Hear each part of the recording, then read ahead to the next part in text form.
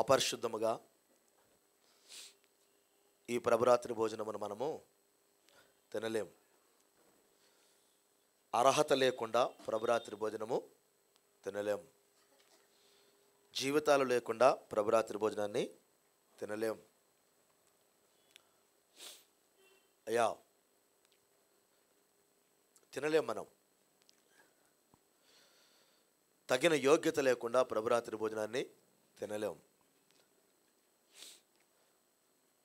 ఇది వాక్యమునకు నీకు సంబంధించిన విషయం. వాక్యమునకు నీకు సంబంధించిన విషయం. ప్రభువైన యేసుక్రీస్తు వారు ఒక మాట అన్నారు కొత్త నిబంధనలో, ఎన్నోసార్లు చదువుకున్నాం. ఆయన ఏమన్నాడంటే యోహాను రాసిన సువార్తలో, నా శరీరము తిని నా రక్తము త్రాగువాడు నిత్య జీవము గలవాడు, అంత్యదినమున నేను వానిని లేపుదును. ఒక అంత్యదినం రాబోతుంది. అందరూ సమాధుల్లో నుంచి సమాధులకు వెళ్ళే రోజు, అది వెళ్ళిన రోజు. సమాధుల్లో నుండి తన బిడ్డలను బయటికి పిలిచే రోజు ఒకరోజు రాబోతుంది. మృతులందరూ కూడా ఆ స్వరవిని బయటకు వచ్చే రోజు ఒకటి ఉంది. Praise the lord. మృతులందరూ బయటకు వస్తారు. అది జనరల్ రిజరెక్షన్ అని ప్రవక్త. అందరూ బయటకు వచ్చేది ఒకటి ఉంది. అందరూ బయటకు వస్తారు. అయితే దానికి ముందుగా ఒక ఎత్తబడే ప్రాసెస్ ఉంది. అది 1వ తెస్సలోని రాసిన పత్రిక 4వ అధ్యాయంలో ఉన్న ప్రాసెస్ ప్రకారంగా ఒక పునరుద్ధానం ఉండబోతుంది. ఒక ప్రత్యేకమైన గుంపుకు పునరుద్ధానం ఉండబోతుంది. సమాధులు తెరవబడే కార్యక్రమం ఉంది. ఆ సమాధులు తెరవబడిన తర్వాత ఒక ప్రత్యేకమైన గుంపు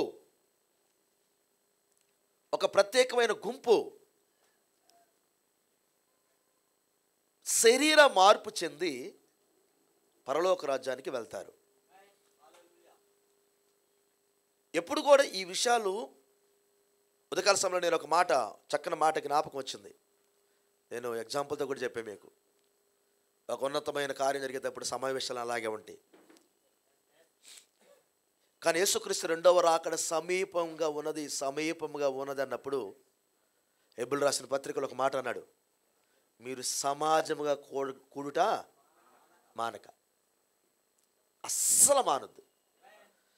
రాకడ సమీపమైంది అని మీకు అర్థమైనప్పుడు సమాజంగా కూడటం మానద్దు. అంటే ఎక్కువగా కూడుకోండి అన్నాడు. ఎక్కువగా కూడండి. చాలామంది అది ఈ ప్రభరాత్రి భోజనం తీసుకెళ్తారు. బుధవారం ప్రార్థన రారు, శనివారం ప్రార్థన రారు. అంటే నేను ఒక మాట చెప్పనా, మీరు రాకపోయినా పర్వాలా, నా హృదయంలోంచి చెబుతున్నాను, మీ మీద కక్ష నాకు లేనే లేదు. ఇన్ని సంవత్సరాలు మీకు వర్తమానం చెప్పింది మీరు పారిపోవటానికో జారిపోవటానికో పాపులుగా ఉండటానికి కాదు.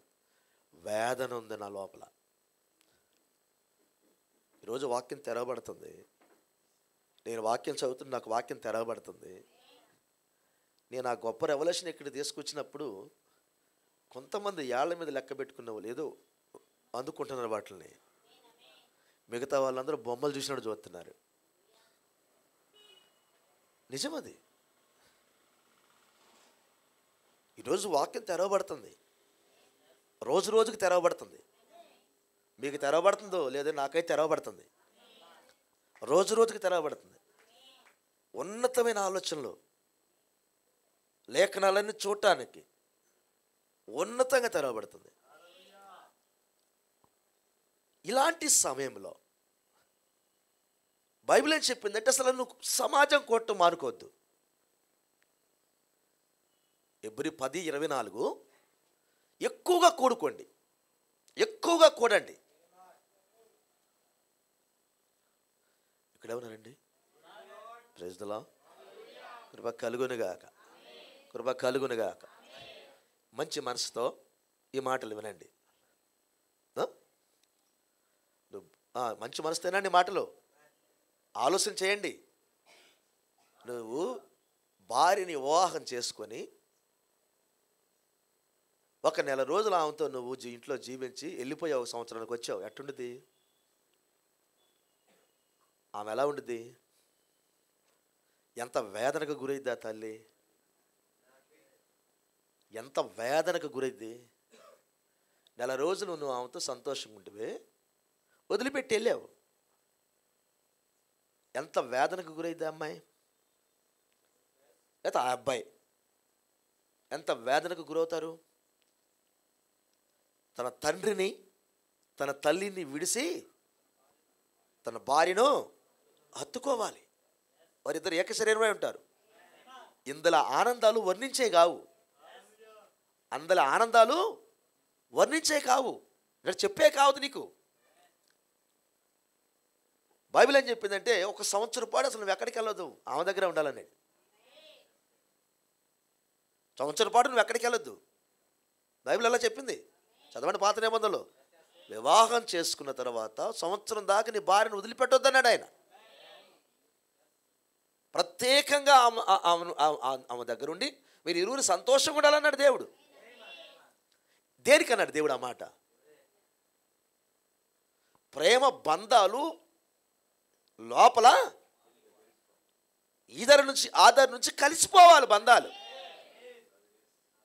మనసిప్పుకునే సమయం అది, మనసులో మనసు కలిసే సమయం అది, హృదయాలు కలిసే సమయం అది.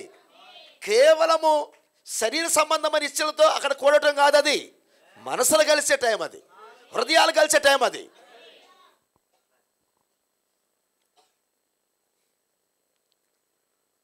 అది వివాహం అంటే.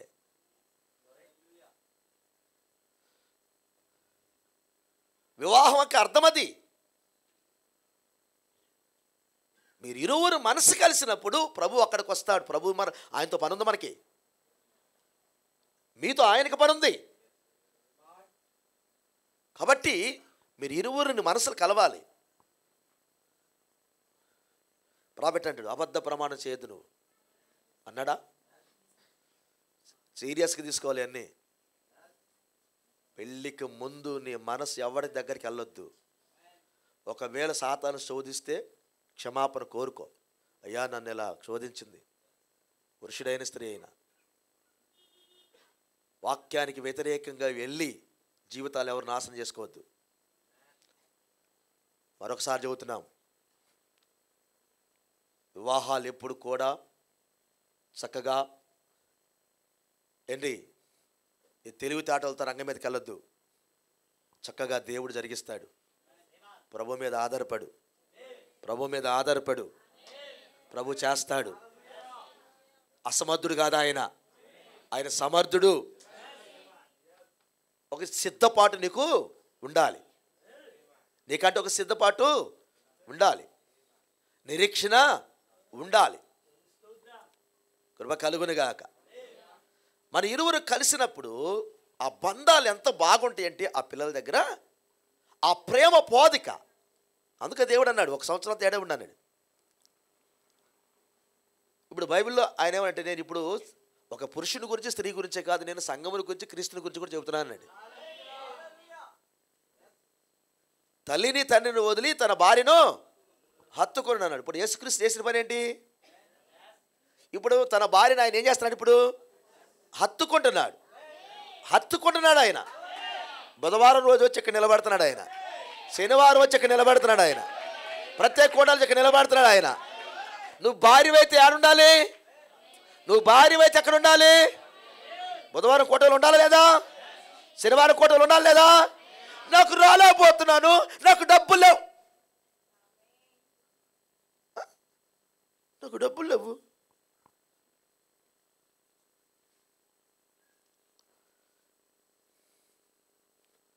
మానవ మనసు ఇదంతా. పాస్ గారు నువ్వు ఉంటే నీకు కూడా అట్టే ఉంటుందిలే పాస్ గారు. ఆఫ్ కోర్స్ మానవ మనసు ఉండొచ్చు, నేను కాదంటలేదు, మానవ మనసు ఉండొచ్చు. కానీ ఇప్పుడు మనం మానవ మనసు గురించి కదా మాట్లాడుకుంటుంది. బలహీనపరిచే దానికి మాట్లాడటలా, ఆ మనసును తొక్కటానికి మాట్లాడుకున్నాం. అంతేనా? ఆ మనసును తొక్కాలి. బుధవారం వెళ్ళి రావాలి నేను. ఏంది బుధవారం వెళ్తున్నావు చర్చికి, ఆదివారం వెళ్తున్నావు, శనివారం వెళ్తున్నావు. ఆదివారం రేపు కదా, ఇవాళ వెళ్తున్నావు ఏంది నువ్వు? ఆదివారం ఈ శనివారం ఆరాధన మాకుంది, ఆదివారం నేను ప్రభుత్వం గడపాలి. ఏం ఇంటికాడ పనులు చేసుకోవా, నువ్వు సంపాదించుకోవా, పిల్లకి కొంచెం పెళ్ళిడికి వచ్చిందిగా, 4 లక్షలు నాకే వేసుకోవా, సంపాదించుకోవా. ఇవన్నీ మీరు వింటారు, ఎన్ని వింటారు మీరు, ఇవన్నీ శోధన దయ్యం శోధిస్తూ ఉండేది. కానీ నేను చెబుతున్నాను, అంతకంటే విలువైంది ఇక్కడికి రావటమే. నీ భర్త అయిన యేసుక్రీస్తు నీకంటే ముందు వచ్చి ఇక్కడ ఉంటాడు. కృప కలుగునుగాక. ఒకవేళ ఆయన నీ భర్త అయితే, నువ్వు ఆయన భార్య అయితే, నీకు ఆయనకి మధ్యలో మరి నేను రావాలనుకోవట్లేదు. బైబిల్ చెప్పిందిలా, దేవుడు జత చేసిన వారిని ఏ మనుషుడు వేరు చేయలేడు. ఏ మనుషుడికి హక్కు లేదు, వేరు చేసే హక్కు ఏ మనిషికి లేదు. వారికి వారు ఏమన్నా వారి జీవితాలు సరి లేనప్పుడు వాళ్ళు పక్క ఉండొచ్చాము, కానీ వేరు చేసే హక్కు అయితే ఎవడికి? బైబిల్ చెప్పింది అన్నమాట. వేరు చేయడానికి లేదు ఎవడికి. మరి ప్రభువైన యేసుక్రీస్తు వారు నిన్ను వేరు చేసేది ఎవరు? ఆయన నీ భర్త కదా. వేరు చేసేది ఎవరు అన్నా? ఎవ్వలేడు. ఇప్పుడు నేనేమన్నానంటే, ఆయనతో నీ బంధం, నేను ఆయన భార్యని, ఆయన నా భర్త, నిన్ను సృష్టించిన వాడు నీకు భర్త, ఆయన ఇచ్చిన బహుమానాలు, సిద్ధపరిచిన ఆనందాలు. పెళ్లి చేసుకోకుండా ఏమంటారు? ఏమయ్యా, మంచి ఇల్లు కట్టుకొని పెళ్లి చేసుకో, మంచి ఉద్యోగం సంపాదించుకొని పెళ్లి చేసుకో అని మనకు చెప్పబడింది. అవును కదా. మరి యేసుప్రభువు వారు మనం పెళ్లి చేసుకునేటప్పుడు ఎట్లా చేసుకోవాలి? ఆయన ఏమన్నా, నా తండ్రి అంటే అనేక నివాసాలు ఉన్నాయి, నేను స్థలం సిద్ధపరచడానికి వెళ్తున్నా అన్నాడా? మీకేనా చెప్పింది? గుర్తుండే, కొంచెం గుర్తుండే అమ్మా. ఆయన నేను స్థలం సిద్ధపరచడానికి వెళ్తానని చెప్పాడా? మరి ఆయన స్థలం సిద్ధపరిచిన దాకా నువ్వు చేసిన డ్యూటీ ఏంది ఇక్కడ? చెప్పు, నీ డ్యూటీ ఏంది చెప్పండి సార్. ఆయన వస్త్రం కొనుక్కొని వస్త్రం కట్టుకొని రెడీగా అన్నాడు. వస్త్రం కొనుక్కో అన్నాడు, వస్త్రం కొనుక్కో అన్నాడు. ఆ చికాగో బాయ్ గురించి మాట్లాడేటప్పుడు ఆయన ఉపమానం, ఆ అంటులు కొడుకున్న అమ్మాయితో అందంటే, నువ్వు వస్త్రం కొనుక్కొని ఉంచుకున్నాడు. ఆయన ఇట్లా అన్నారు, వస్త్రం కూడా నేనే కొని పెడతాను, కంగారు పడగా కమ్మాన్లా. ప్రాఫిట్ అందులో చెప్తాడు, నువ్వు వస్త్రం కొనుక్కో రెడీగా అన్నాడు. ఆ అంటులు దోముకున్న అమ్మాయి చేసిన పని ఏంటంటే వస్త్రం కొనుక్కుందంట. నేను పోయిన వారం కూడా ఈ మాట మాట్లాడాను మీతో. ఏమిటి వస్త్రం అంటే? వస్త్రం పరిశుద్ధాత్మ. దాన్ని ఏమంటే కొనుక్కో అన్నాడు. కొనుక్కో. Praise the Lord. ఎవరిస్తారు నీకు ఆ వస్త్రం? ఈ ప్రపంచంలో ఎక్కడా దొరకదు ఆ వస్త్రం. ఒక ఏర్పాటు చేయబడిన సేవకుడి దగ్గర దొరికింది, సహవాసంలో దొరికింది వస్త్రం. అది వస్త్రం సహవాసంలో దొరికింది. ఆ వస్త్రం కొనుక్కొని రెడీగా ఉండు. ఆ అమ్మాయి రోజు రోజుకంట ఆ వస్త్రాన్ని కొనుక్కోవటం ప్రారంభం చేసింది. అతను వచ్చే లోపు ఆమె చక్కగా డ్రెస్అప్ అయి నిలబడింది. ఆయన రథం మీద అలా వచ్చేసాడు గుర్రాల శబ్దంతో. ఆమెను అట్లా చెయ్యి తీసుకున్నాడు, ఎక్కని లోపలికి ఆహ్వానించాడు. చూడగా వెళ్ళిపోయిందట ఆ రథం. ఎత్తబాటు ఎలా ఉండబోతుంది? రెప్పపాటిలో ఎత్తబాటు రెప్పపాటులో ఉండబోతుంది. కనబడరు ఉదయకాల సమయంలో అన్నాడు. ఉదయకాలం 6-9 లోపల వెళ్ళిపోతున్నారు. కొన్ని శరీరాలు కనబట్టలేదు ఇక్కడ. ఎవరు వారు? రెడీగా ఉన్నవారు. ప్రార్థన 10 గంటలకంటే 12 గంటలకు వచ్చేవాడు రెడీగా లేడు. తిని బేవు అనుకుంటూ వచ్చేవాడు రెడీగా లేడు. సాకులు చెప్పద్దు, పెద్ద దెయ్యం అది. సాకులు చెప్పగాకబ్బా, ఎందుకు సాకులు చెబుతూ పొద్దుగోకులు? Non sense, బుద్ధిహీనత. అది ఎన్నిసార్లు చెబుతుంది? అది ఉండదు కొంచెం అన్నా. ఎన్నిసార్లు చెబుతుంది సాకులు? ఎన్నిసార్లు చెబుతుంది సాకులు? కొంచెం బుద్ధి ఉండాలి మనకి. ఆత్మీయంగా ఎదగట్లేదు. అన్నికి అర్థమవుతుంటే ఆ సేవకుడు హృదయం కొయ్యబడుతుంది. ఇక్కడ వారికి వచ్చి వెళ్తే చాలనేది అదేం బంధం నాకు అర్థం కాలేదు.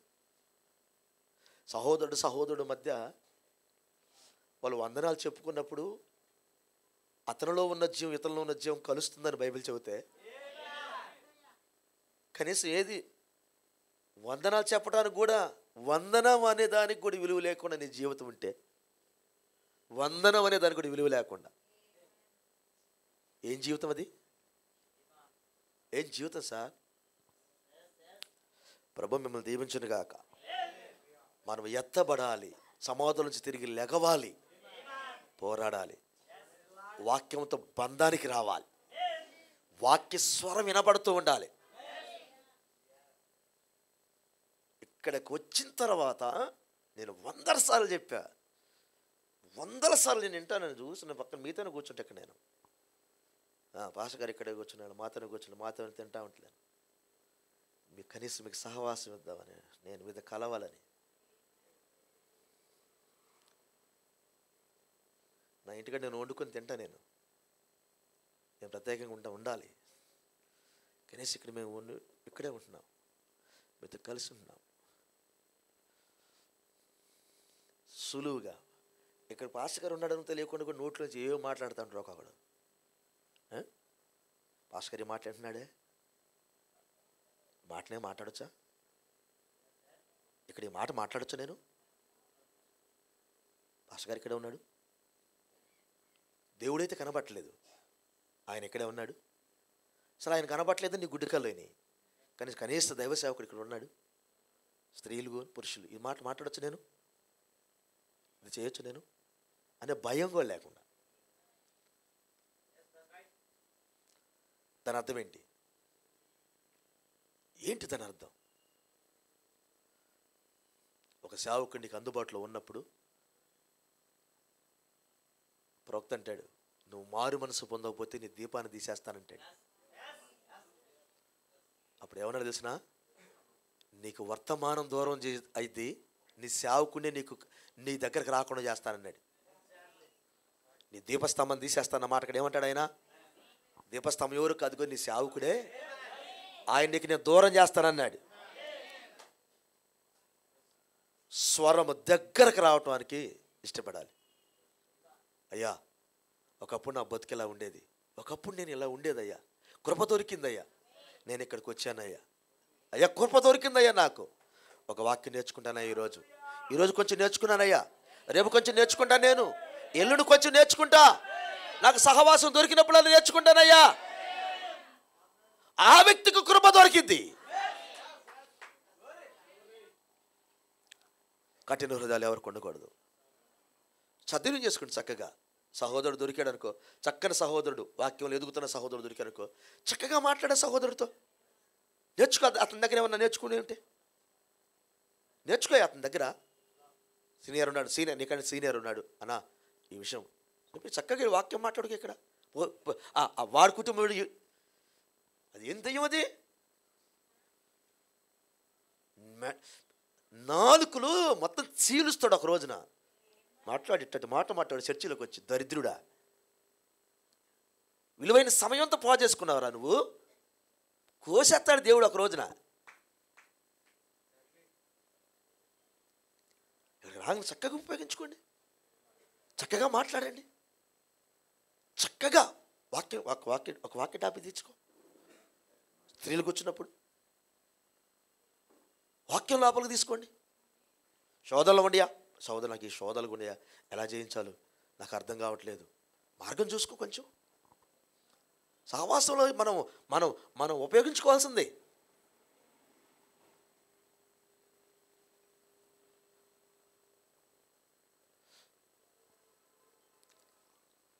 నేను కలెక్టర్ ఆఫీస్కి వెళ్ళని వచ్చాను. ఏం సుఖం వెళ్ళి వచ్చావు? కలెక్టర్ గారు అక్కడే ఉన్నాడు, ఆఫీసులోనే అక్కడే ఉన్నాయి. నువ్వు చూసి వచ్చాడు. ఏం సుఖం నువ్వు చూసి వస్తే? కలెక్టర్ ఆఫీస్కి వెళ్ళావు,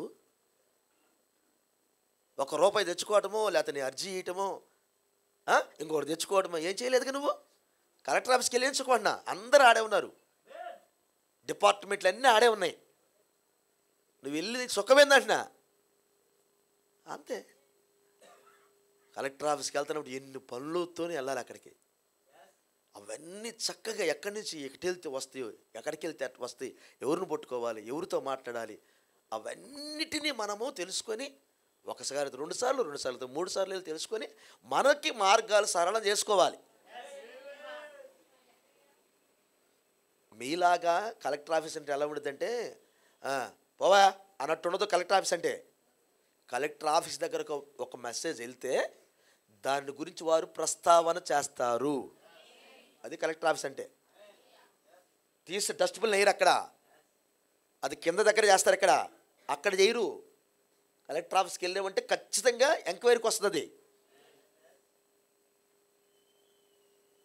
అది కలెక్టర్ ఆఫీస్ అంటే. దేవుడి సన్నిధి అంటే ఏమనుకున్నావు? కలెక్టర్ ఆఫీస్ కంటే గొప్పది ఇది. ఎన్నో ఎన్నో సమస్యలు ఇక్కడ తీర్చుకోవడానికి రావాలి. నీకున్న ఎన్నో సమస్యలు ఇక్కడ తీర్చుకోవడానికి రావాలి. ప్రెషర్ కుక్కర్లాగా లోపల బాయిల్ అవుతా ఇక్కడికి వచ్చి ఒక్క పేలటానికి కాదు మీ జీవితాలు ఇక్కడ వచ్చేది. చక్కగా ఇక్కడికి వచ్చి చక్కగా ఇది ఏంది పాస్ గారు, నేను ఇలా ఉన్నాను పాస్ గారు, నా జీవితం ఎలా ఉంది, నా ఆలోచన ఎలా ఉంది, నా పరిస్థితి ఎలా ఉంది, నా కుటుంబం ఎలా ఉంది, నాకు ఎంత విశ్వాసం ఉంది పాస్ గారు, నాకు విశ్వాసం రావట్లేదు పాస్ గారు. నువ్వేమో నువ్వు ఖండితంగా మాట్లాడుతున్నావు వాక్యంలో. నాకు ప్రార్థన చేయడానికి రావటం లేదు, విశ్వాసం నిలబలేకపోతున్నాను, బైబిల్ చదవలేకపోతున్నాను, వర్తమానం చదవలేకపోతున్నాను. ఈ సమస్యలు ఉండొచ్చు నీకు, కానీ వీటన్నిటికీ చక్కని మార్గం దొరికే ప్లేస్ ఇదే. నీ ప్రతి సమస్యకు చక్కని మార్గం దొరికే ప్లేసు ఇదే. అది సహవాసం అంటే.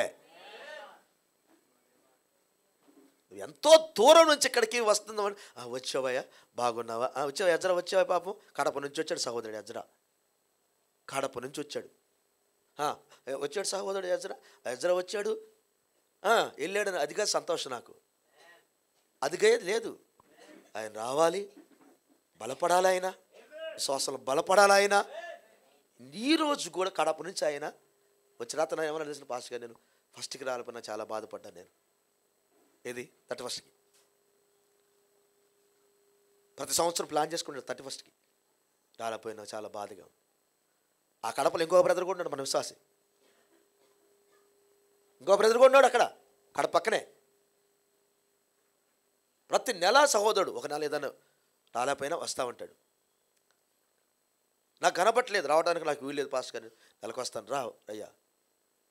లైవ్ వింటూ ఉంటాడు, రెగ్యులర్గా ఆయన దర్శన భాగం నాకు పంపుతాడు, టచ్లో ఉంటాడు, తన జాబ్ తను చేసుకుంటాడు. ఈరోజు కూడా ఇందాక కూడా మాట్లాడు, అయ్యా రాబోతుందా లేదా, నీకు ఏదైనా చిన్న జాబ్ వస్తుంది కూటమి పెట్టి అక్కడ కొంచెం ఒకరు కదిలిద్దాం, నీ ద్వారా ఏదైనా జీవం అక్కడ వెళ్తుందేమో, ఏదో పని ఉంది, నువ్వు ముందుకెళ్ళయ్యా అని బలపరుచుకుంటున్నాం. చక్కగా ఆ సహోదరుడు కావాల్సిన ఇంటిని మా చేతనంతవరకు వాక్యాన్ని అందిస్తూ ఉన్నాం. వచ్చావా వెళ్ళావా అన్న మాట ఎప్పుడు మేము అట్లా మేము బిహేవ్ చేయలేదు అక్కడ సహోదరుడితో. అంతగా వాక్యం కోరిక అంత దూరం నుంచి 400 కిలోమీటర్ల నుంచి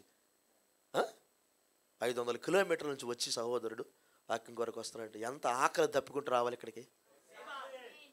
నువ్వు ఉండూరులో ఉండి కూడా రాకపోతాడు, నీకు ఏమనాలి నేను? నరసరాపేటలో ఉండి కూడా నువ్వు రాకపోతే నేను ఏమనాలి? నేను పరలోక రాజ్యం తీసుకెళ్ళలేను, పరలోక రాజ్యం తీసుకెళ్ళేది వాక్యం. ప్రభు రాత్రి భోజనం తింటున్నామంటే నా శరీరం మారుతుంది, నా స్వభావం మారుతుంది, నా జీవితం మారుతుంది అనే ఉన్నతమైన ప్రత్యక్షత కానీ ఉన్నప్పుడు మనం తీసుకునే నిర్ణయాలు అద్భుతంగా ఉంటాయి. ఒక స్టెప్ అద్భుతంగా ఉంటుంది. సంఘంలో నువ్వు ఎలా ఉంటావో తెలిసిన, అలా నడిచే సహోదరుడు ఎలా ఉంటాడు, సహోదరి చక్కని ఎంత అంటే ప్రోక్తగా మాట్లాడాడు, అది మండుతూ ఉన్న హృదయం, అది మండుతూ ఉన్న నీ బలహీనత పక్కోడికి ఎప్పటికీ మెసేజ్ కాకూడదు. నా కోరిక అది. నీ బలహీన పక్కడికి చెప్పి నేను ఎట్టున్నాను, ఓకే సిస్టరు మేము చూసుకుంటాంలే, ఓకే బ్రదరు మేము చూసుకుంటాంలే.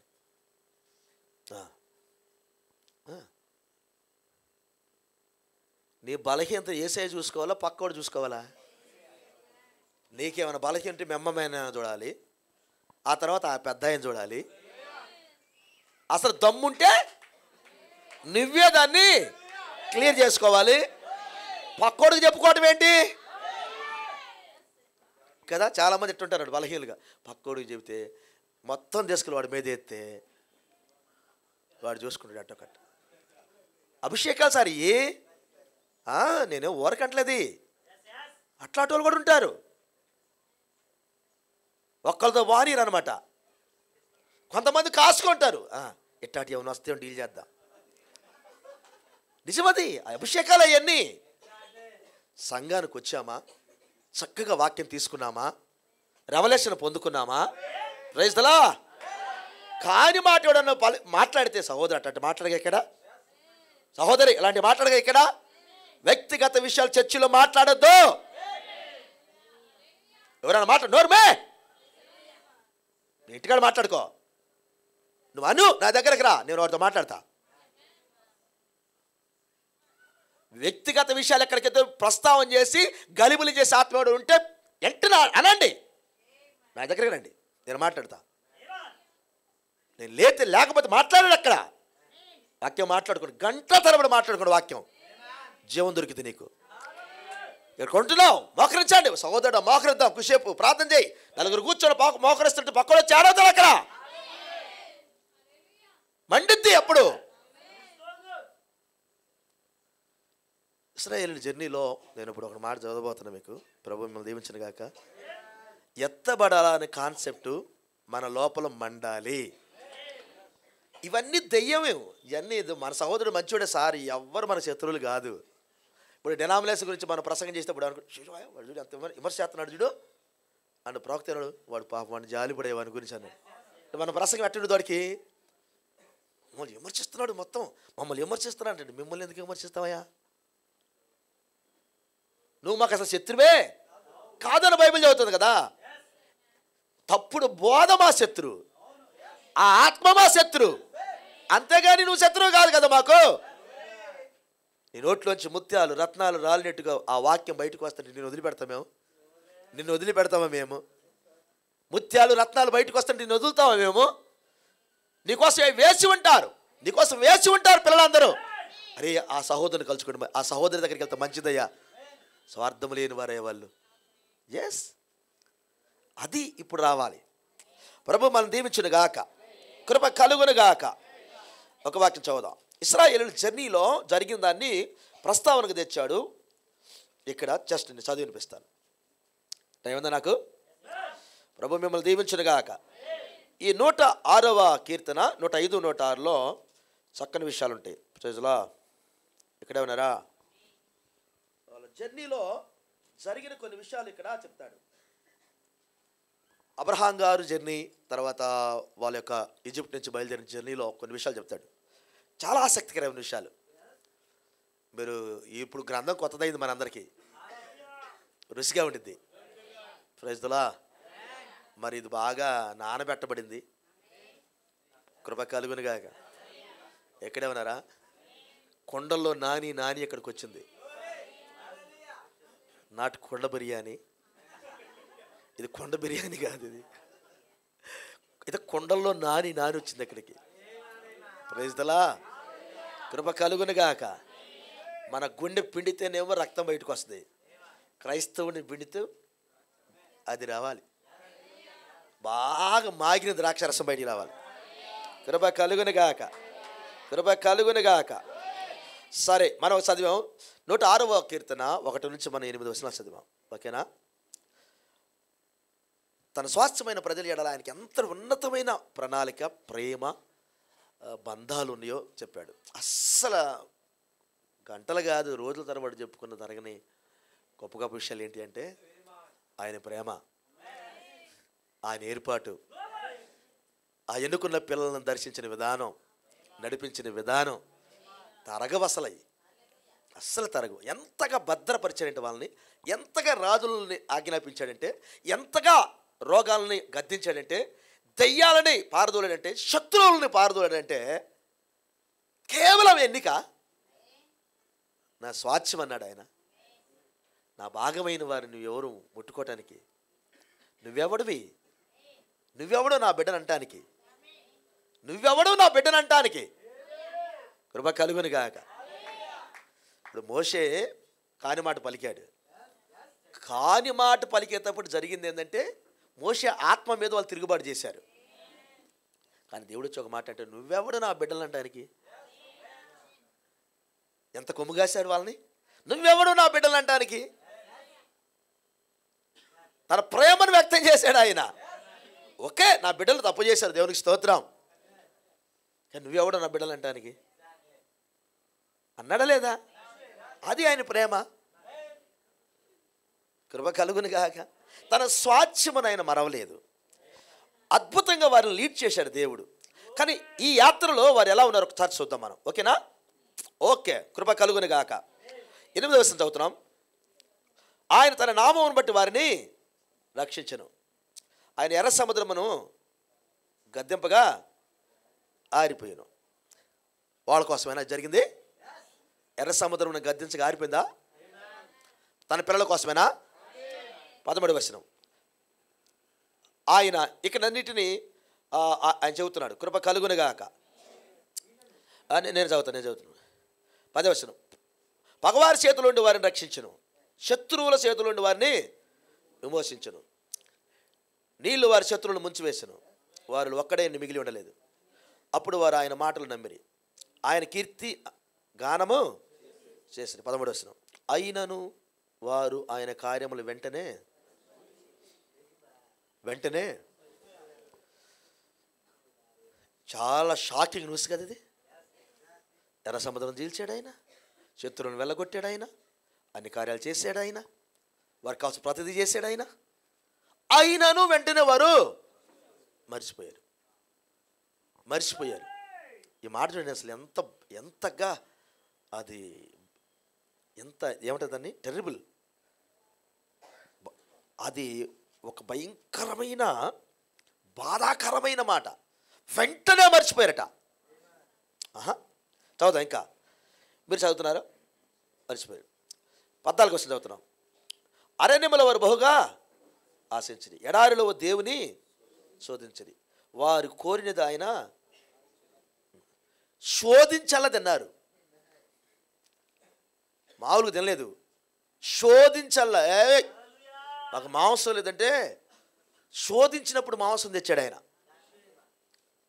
వాస్తవంగా మామూలుగా తీసుకురాలి మాంసం, శోధించారు. మాంసం కోసం శోధిస్తే మాంసం వచ్చింది అక్కడికి. ప్రైజ్లా. మనకు తెలుసు మన్నా పడుతుంది, 9 గంటలకల్లా వెళ్ళిపోతుంది అది. 9 గంటలకల్లా వెళ్ళిపోతుంది అది. ఇప్పుడు మన్నా వాళ్ళకి ఎంతకంటే, ఇది కాదు మాకు మాంసం కావాలి, శోధిస్తే మాంసం వచ్చింది. అబ్బా నేను తీసుకురాను పో అన్న ఆయన, శోధించిన తర్వాత మాంసం తెచ్చాడు. బంధాలు చూడు ఎలా ఉండే ఆయనకి వారికి. కృప కలుగును గాక. ఇక్కడే ఉన్నారా? చదువుతాం 16వ వచనం. నేను ముందుకు వెళ్తున్నాను కొంచెం. 16. వారు తమ దండుపాలెంలో మోషే యందును యెహోవాకు ప్రతిష్ఠితుడైన అహరోను నందును. ఎందుకు ఏం చేశారని వాళ్ళ మీద అసూయ పడ్డారు వీళ్ళు. మోషే మేలు చేశాడు, అహరోను మేలు చేశాడు, అసూయ పడాల్సిన అవసరం ఏంటి? ఇక్కడే ఉన్నారా? మోషే మేలు చేశాడు, అహరోను మేలు చేశాడు, కీడేం చేశాడా?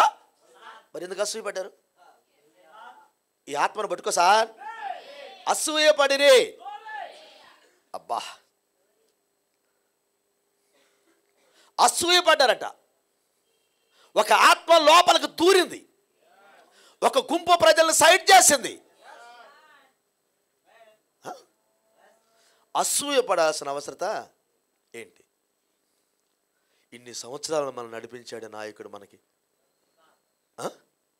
మోషే అన్న ఎన్ని సంవత్సరాల నుంచి మన కొరకు శ్రమ పడ్డాడు ఆయన. అహరోను అన్న ఎన్ని సంవత్సరాల నుంచి శ్రమ పడ్డాడు మన కొరకు అయ్యా, ఎన్ని నిందలు భరించారు వాళ్ళు. ఫరో రాజు ముందు వాళ్ళు ఎంతగా అవమానం పొందారు, ఎంతగా ఎంతగా. ఇవన్నీ మర్చిపోయి అసూయ పరిస్థితికి ఎందుకు వచ్చారు? ఎన్ని జరిగినాయి అక్కడ, మేలుకరమైన కార్యాలు ఎన్ని జరిగినాయి అక్కడ, ఇవన్నీ మర్చిపోయారట. సార్ మనం అదే నిర్గమంలో ఉన్నాం సార్. ఈ ఆత్మ మీకు దొరకాలనేది నా ప్రార్థన సార్. కృప కలుగునుగాక. అసూయపడారు. భూమి నెరవేర్చి దాతానును బ్రింగాను. అది అభిరాము గుంపును గుంపు అంట. ఎవరు గుంపు అది? అంటే భూమిలోకి వెళ్ళే గుంపు ఇది.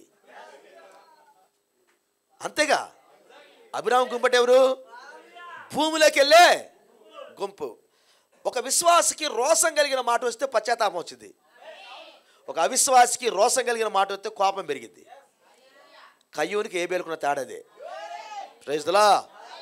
యేసు ప్రభువు వారు రోషపడితే సత్క్రియ చేస్తే తలెత్తుకోవు నువ్వు అనగానే వాడికి కోపం పెరిగింది. సత్క్రియ చేస్తే తలెత్తుకోవా అనగానే నీ తమ్ముడు ఎక్కడ అంటే, నా తమ్ముడికి నేను కాపలా? నన్ను అడుగుతున్నావు నువ్వు కాపలానా?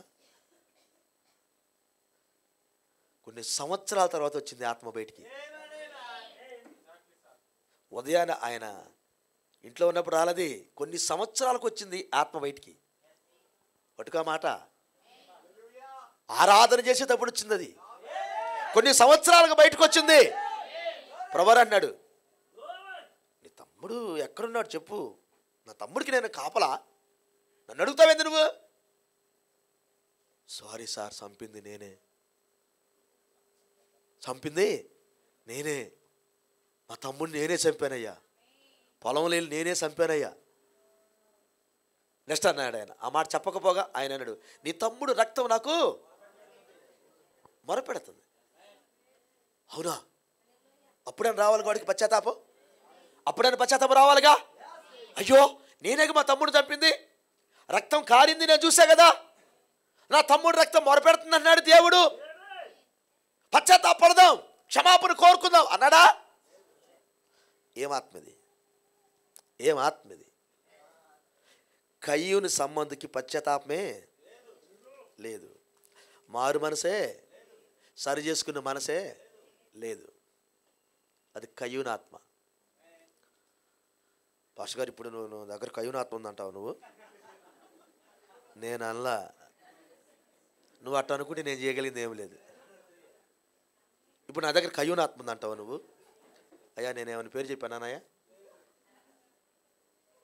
నా దగ్గర కయ్యూని ఆత్మ ఉంది అనుకుంటున్నావు ఇప్పుడు నువ్వు? ఏం ప్రసంగం చేస్తున్నావు నువ్వు? Praise the Lord. ఒక ఆయన ప్రసంగం చేస్తుంటే, యెజబెల్ గురించి ప్రసంగం చేస్తుంటే కింద కూర్చున్నావుందంట. వాళ్ళ కొడుకు కూడా పక్కన కూర్చొని, చూసావా మీ నాన్న యెజబెల్ గురించి నా గురించే మాట్లాడుతున్నాడు. నువ్వు యెజబెలువా అనగానే వాడు కొంచెం చెప్పిన ఎన్నా పడుకొని బుద్ధి ఉండొద్దు. అవునా, మా నాన్న నీ గురించి చెప్పిండా? బలిపీఠం దగ్గరకు వచ్చి కొట్టిండంట. బలిపీఠం దగ్గరకు వచ్చి కొట్టాడు వాళ్ళ నాన్నే. మనాయాతంతో చచ్చిపోయాడు ఆ సేవకుడు.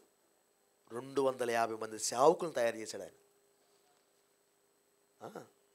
ఆయన హయాంలో 250 మంది సేవకులను తయారు చేశాడు. ప్రార్థనాపరుడు ఆయన. సరే, ఆయన ప్రత్యక్షం ఉన్నవారికి ఆయన అంత ప్యూర్. ఆయనకి ఈ డయాస్ మీద వచ్చి వాళ్ళ నాన్న కొట్టితే మనాయాతంతో ఉపవాసం ఉండి చచ్చిపోయాడు. ఆయన సమాధి కార్యక్రమం నేను వెళ్ళాను. ఏం జరిగిందంటే, ఈ డయాస్ మీదకి వచ్చి కొట్టిండంట. వాడు ఉంచుకున్నది అక్కడ కూర్చుందంట. అక్కడ మీ డాడీ నా గురించి చెబుతున్నాడు, యెజబెల్ గురించి. అంటే నేనే యెజబెల్ని. ఆ క్రియలుని మార్చుకో. ఒకవేళ నీకు ఆ క్రియలను సరి చేసుకో. ఎవరు పరిశుద్ధుడు ఇక్కడ? అందరం పాపంతో వచ్చి అక్కడికి అందరూ సరి చేసుకుంటూనే వచ్చాం. ఒక్కొక్కడికి ఒక రకమైన పాపం ఉంది, ఒక్కొక్క రకమైన రోగం ఉంది. ఇక్కడికి వచ్చి సరి చేసుకుంటున్నావు. ఎవడు పరిశుద్ధుడు ఇక్కడ? ఎవరు లేరు పరిశుద్ధులు. కాబట్టి ఒకవేళ దేవుడు దయదలిసి ఆ కత్తి మనకి వైపు త్రిప్పి మన అంతరంగంలో దాచిపెట్టుకున్న పాపమును కానీ ఆయన కానీ పొడిస్తే విశ్వాసికి కేక వచ్చింది బయటికి, అయ్యా నేను పాపిని, అయ్యా నేను పాపిని, నేను మోసం చేశా, నేను నా భార్యను మోసం చేశా, నా భర్తను మోసం చేశా, నా తల్లిదండ్రులు మోసం చేశా, కేక బయటకు వస్తుంది. అది మారు మనసు అంటే. కత్తి దిగకుండా రాదు. ఇది ఆత్మీయ హాస్పిటల్ అంటే ఏందనుకున్నా? డాక్టర్ గారే మామూలుగా కోసి కట్ చేసి పల్లెంలో పెట్టి చూపిస్తాడు. అయిపోయిన తర్వాత మత్తు వదిలిన తర్వాత, ఇదిగోని ఇదేనే లోపల ఇక్కడ చూడయా అని చూపిస్తాడు. ఇక్కడ ఎట్టుంటుందో తెలిసిన, కోసి చూపించేది ఏముండదు, పొడవటమే. ఏంటది? పొడవటమే. 2 ఇంచుల కట్ కానీ లోపలికే పొడిచినప్పుడు అది ఆ జబ్బు ఎట్టపోయిద్దంటే, నేను పాపినయ్యా, నేను పాపినయ్యా, పాపం చేశానయ్యా, నన్ను క్షమించయ్యా, నన్ను క్షమించయ్యా అని అరిసినప్పుడు పోయింది ఆ జబ్బు. అంతే వెళ్ళే విధానం. అరుసుకుంటూ పోయింది ఈ బజార్లో పడి ఆ ఖమ్మం పాలెంలోకి. ఇక్కడ వదిలిన దెయ్యాలన్నీ వెళ్తా ఉంటాయి, దగ్గర ఉన్న ఎవరిల్లు ఉంటే అవి చూసుకుంటాయి. నిజమది. ఇక్కడ నుంచి వెళ్ళే దెయ్యాలన్నీ ఎక్కడ ఖాళీ, ఎవడు ఖాళీగా ఉంటే వాడు చూసుకోండి. నేను చెప్పే కదా, చర్చికి వచ్చినప్పుడు నీ ప్రవర్తన జాగ్రత్తగా ఉండు. ప్రసంగిలో చెప్పాడు. ఎందుకు? దెయ్యాలు వదిలిపెట్టే వాళ్ళు ఉంటారు, నీకు పట్టకుండా చూసుకో. రాబడి చెప్పిన మాట అది. దెయ్యాలు వదిలే వాళ్ళు ఉంటారు, నీకు పట్టకుండా చూసుకో. పడతాయా పాస్టర్ గారు? పడతాయింది. ఇక్కడ ఏడ్చినప్పుడు, పశ్చాత్తాపడ్డప్పుడు, పాపం ఒప్పుకున్నప్పుడు ఆ దయ్యాలు వదిలిపెట్టి వెళ్తూ ఆ గేటు దాటకముందే ఎవడు ఖాళీగా ఉన్నాడో చూస్తాయి. ఎవడు ఖాళీగా కూడా చూసి వాళ్ళకు దూరి, అమ్మయ్యా వీడు చాలా సంవత్సరాల నుంచి వస్తున్నాగా చర్చకి, ఈ లోపల చాలా ఖాళీ ఉంది, పరిశుద్ధాత్మ లోపల లేడు, వీడు ఖాళీగానే ఉన్నాడు అని చక్కగా లోపలికి వచ్చి దూరి ఇంటికి వెళ్తాయి. ఏమయ్యా బైబిల్ చదివావా? ఏమయ్యా ప్రార్థన చేస్తున్నావా? అంత తేరిక ఆడుతుంది పాస్టర్ గారు.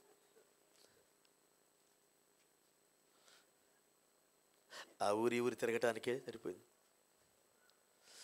పిల్లలు, బాకీలు ఇవన్నీ తీర్చుకోవడానికి సరిపోయింది పాస్టర్ గారు. బైబిల్ చదువుతుంది, నీకు తెలియదు ఏముంది పాస్టర్ గారు?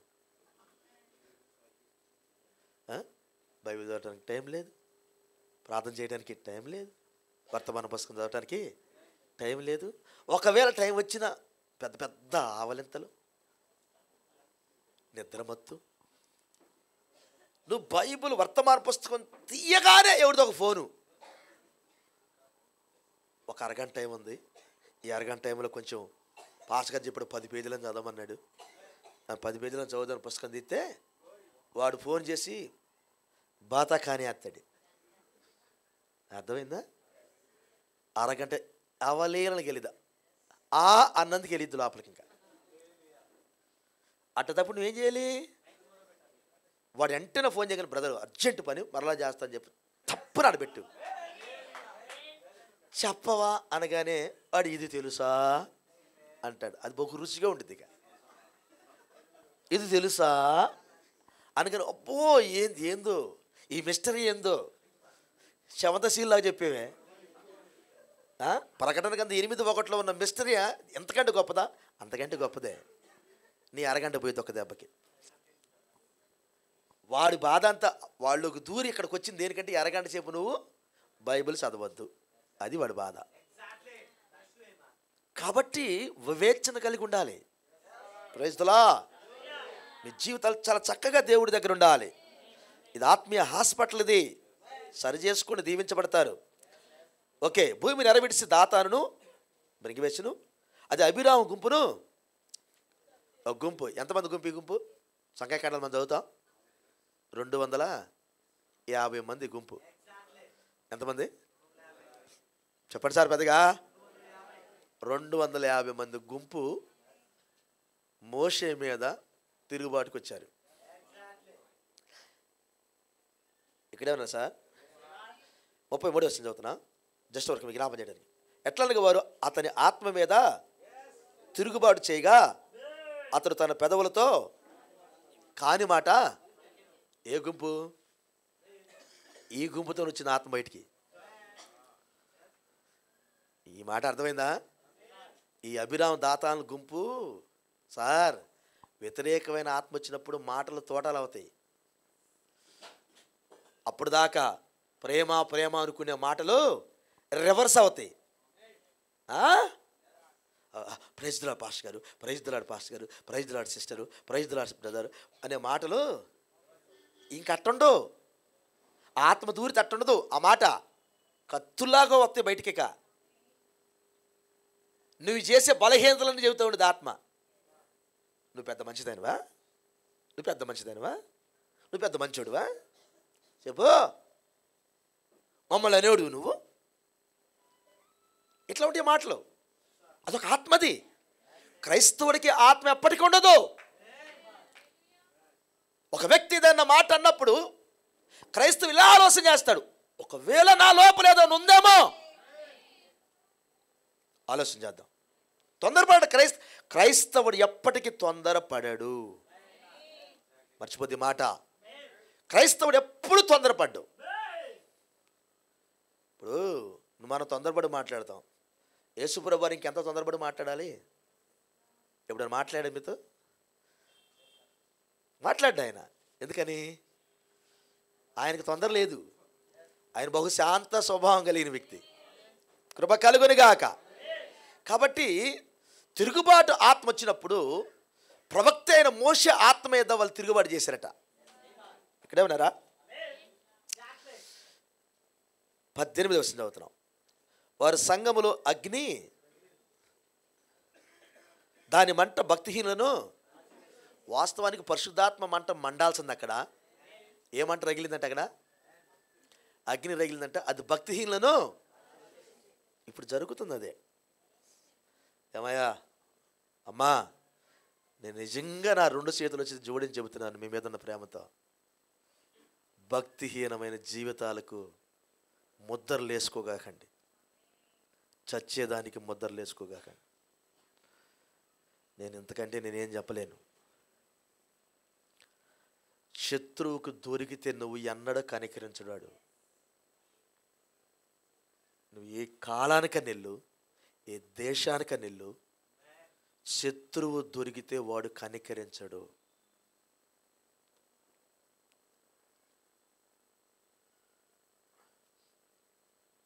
ఏ దేశానికిలో ఉండదు, ఏ ఊర్లో ఉండదు ఈ పని. వీడు నా శత్రువురా, నాకు దొరికాడు అన్నప్పుడు వాడు ఎన్నడూ కనికరింపడు. వాడు మెడకాయ తీసిందాక. అంతకంటే బహు శత్రువు మనకు సైతానుడు. వాడికి ఎక్కడ మీరు దొరకొద్దు. ఒకవేళ దొరికితే వాడి కనికరము చూపడు. నీ కుటుంబాన్ని నాశనం చేసిన దాకా వాడు నిద్రపోడు. అప్పుడు ఏడ్చినాగా లాభం లేదు. ఏడ్చిన లాభం లేదు. దొరకక ముందే జాగ్రత్త పడు. ఏడ్చినగా లాభం లేదు. భర్తకు పుట్టే కోపం బహు రౌద్రంగా ఉండిదంట. వాడు ప్రతీకారం చేయాల్సి వస్తే వాడు క్షమించడట, ఓర్చుకుంటాడట భర్త. అలాంటి కోపం ఉండిదంట భర్తకి. ప్రతీకారం చేయవలసి వస్తే వాడు క్షమాపణ తీసుకోడట, కనికరించడట అన్నాడు దేవుడు. ఆ కోపం భర్తలో ఉండిద్దని చెప్పాడు ఆయన. సామెత గ్రంథం చదవండి. భర్త లోపల ఇలాంటి కోపం ఉండిద్ది. మర్చిపోద్ది మాట. భర్త లోపల ఒక కోపం పెట్టాడు దేవుడు. ఆ భర్త దగ్గర నుంచి నువ్వు క్షమాపణే తీసుకోవాలి, కోపాన్ని చూసుకోకూడదు. మన భర్త అయిన యేసుక్రీస్తు వారి దగ్గర నుంచి మనం ఆ ప్రేమనే తీసుకోవాలి, కోపాన్ని చూడకూడదు ఆయన దగ్గర నుంచి. కోపం ఎన్నడూ రగిలించొద్దు. క్షమాపణ తీసుకోండి, ప్రేమను తీసుకోండి, మనసిప్పి మాట్లాడండి ప్రభుతో. ఏదైనా ఒప్పుకోవాల్సి ఉంటే ఓపెన్గా ఒప్పుకోండి. Praise the Lord. అది చాలా చక్కని జీవితం. అది ఇక్కడే ఉన్నారా? కృప కలుగునుగాక. కొంచెం ముందుకు వెళ్దామా? ఆమేన్. హల్లెలూయా. ఓకే,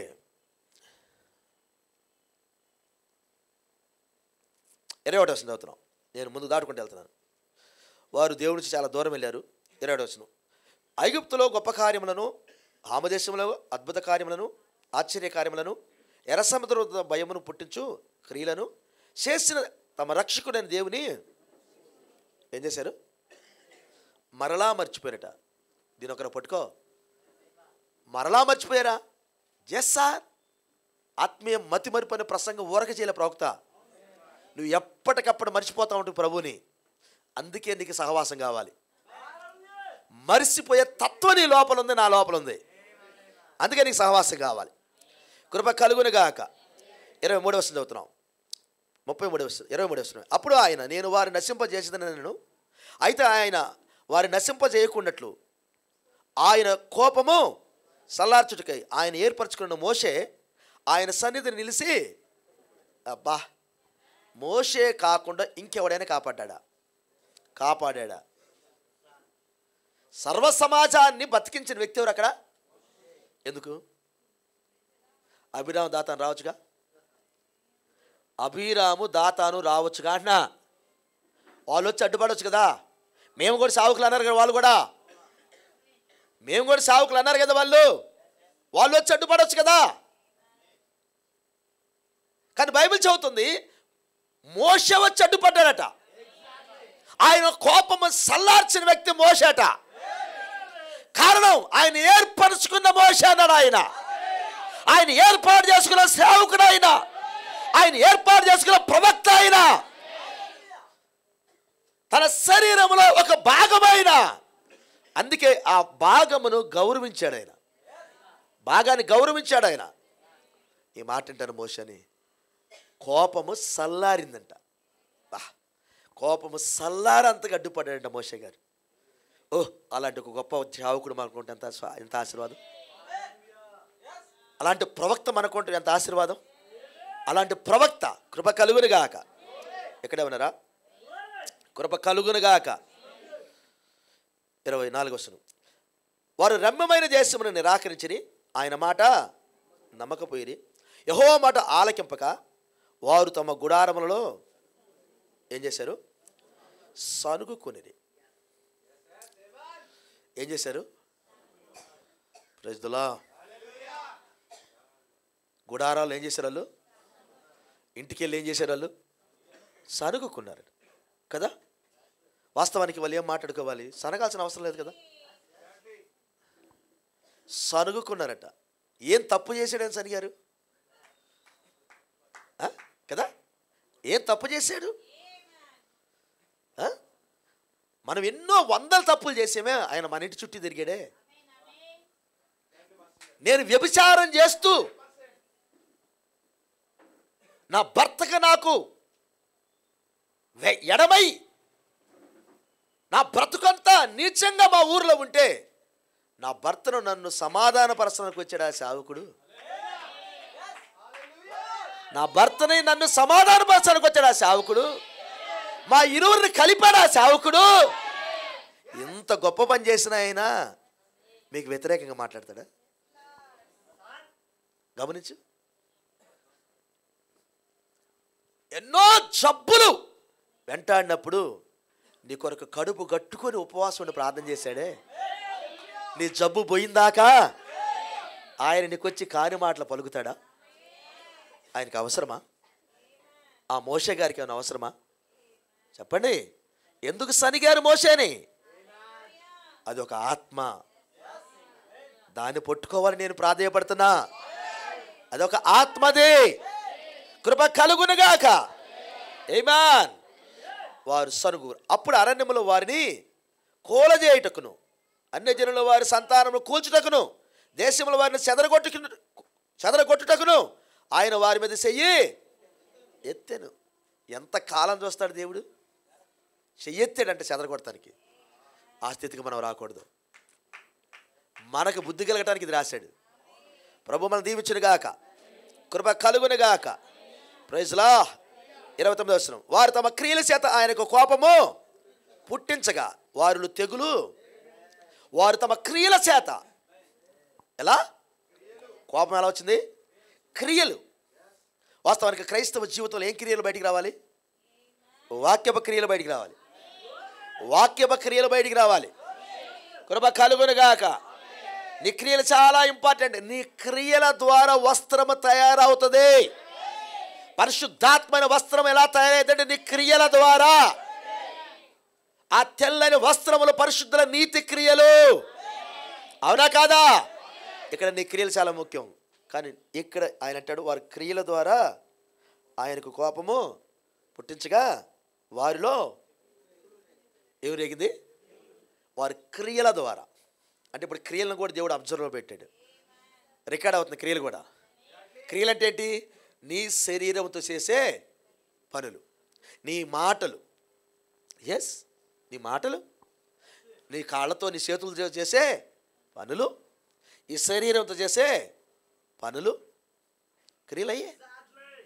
నువ్వు ఎక్కడికి వెళ్తే అక్కడ నువ్వు ప్రవర్తించే తీరు, నువ్వు వేసుకునే డ్రెస్సు, ఇవన్నీ మెసేజే. ఇవన్నీ మెసేజ్. యథార్థమైన హృదయంతో ఉంటాం, మెసేజ్. వాడు అన్యాయం చేసి సంపాదించుకున్నాడు, నువ్వు సంపాదించుకో, మెసేజ్ అది. వాడు అన్యాయం చేస్తున్నాడు, మనం కూడా చేద్దాం.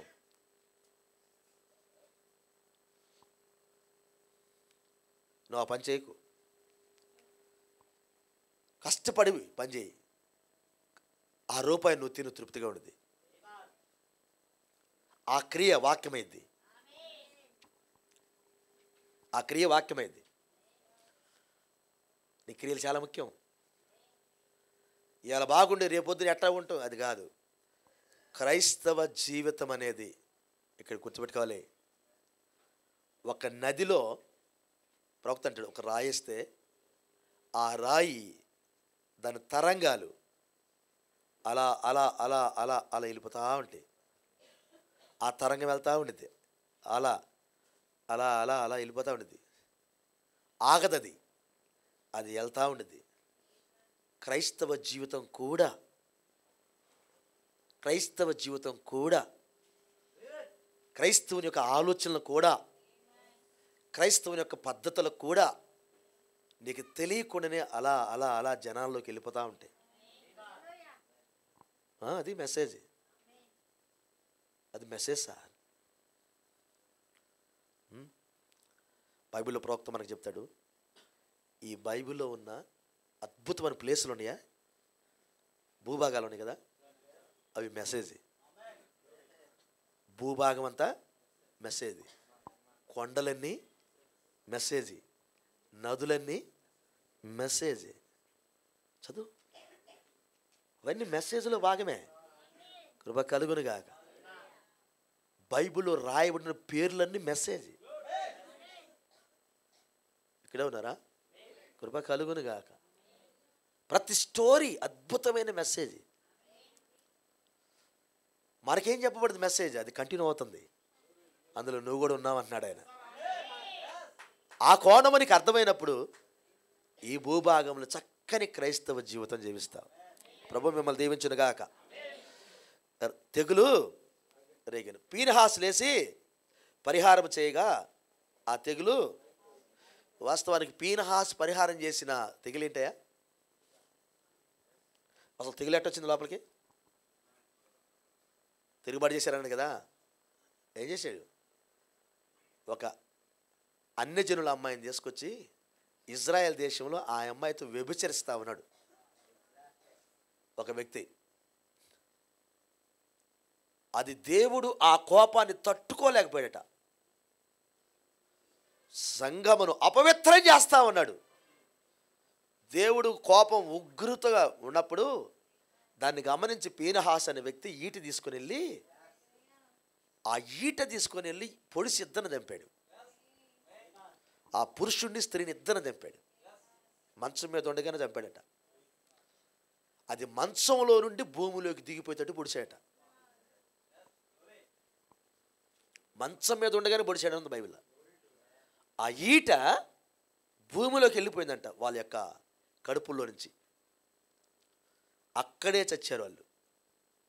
బైబిల్ అలా చెప్పింది. ఈయన ఎప్పుడైతే ఈటతో పొడిచాడో అప్పుడు తెగులు ఆగిందట. తెగులు ఆగిందండి. ఒక శాశ్వతమైన ఆశీర్వాదాలు పొందుకున్నాడన్నాడు. దేవుడు అతను ఆశీర్వదించాడని బైబిల్లో ఉంది. ఆయనతో ఒక నిబంధన చేశాడు బైబిల్లో. ప్రాఫెట్ దీని గురించి అంతా మాట్లాడాడు. ఎందరో భక్తులు ఈరోజు మాట్లాడుతూనే ఉన్నారు. ఈరోజు సంఘానికి పీనహాసులు అవసరము, పీనహాసులు అవసరము, ఈట కలిగిన పీనహాసులు అవసరము. మీ వ్యక్తిగత జీవితాలు కావచ్చు, మీ బిడ్డలు కాదు, మీ కుటుంబంలో కావచ్చు, పాపము కనబడ్డప్పుడు ఆ పాపమును ఇంటిలోంచి తరిమి ఈటలు పట్టుకునే వాళ్ళు కావాలి. ఈటలు పట్టు, ఇది వాక్యం కాదు, ఇది వాక్యం కాదు. ఒకవేళ ఇంట్లో ఎవరికైనా కానీ పాపపు ఆలోచన వచ్చినప్పుడు ఇది వాక్యం కాదు, నువ్వెందుకు ఆలోచన చేస్తున్నావు అని ఇంట్లో ఉన్న వాళ్ళందరూ మెసేజ్లు ఉంటే ఈటలు బయటికి తీయండి. ఇది వాక్యం కాదు బ్రదర్, ఇది వాక్యం కాదు సిస్టర్, ఇది వాక్యం కాదు డాడీ, ఇది వాక్యం కాదు మమ్మీ, పిల్లలతో అయితే వాక్యం కాదు నాన్న, ఇది వాక్యం కాదమ్మా, ఇటు తీ బయటికి, వాక్యం బయటిది, ఇది వాక్యం కాదు. చచ్చిపోతాం మనం, మనశ్శాంతి లేకుండా చచ్చిపోతాం మనం. క్రైస్తవ జీవితం అంటే శరీరంతో కాదు, అది మనసు, అది హృదయం. చేదు అని ఒక మెసేజ్ని ఇంట్లోకి పంపండి. ప్రభు మిమ్మల్ని దీవించును గాక. లాస్ట్ ఒక మాట చెప్పి ముగిస్తున్నాను.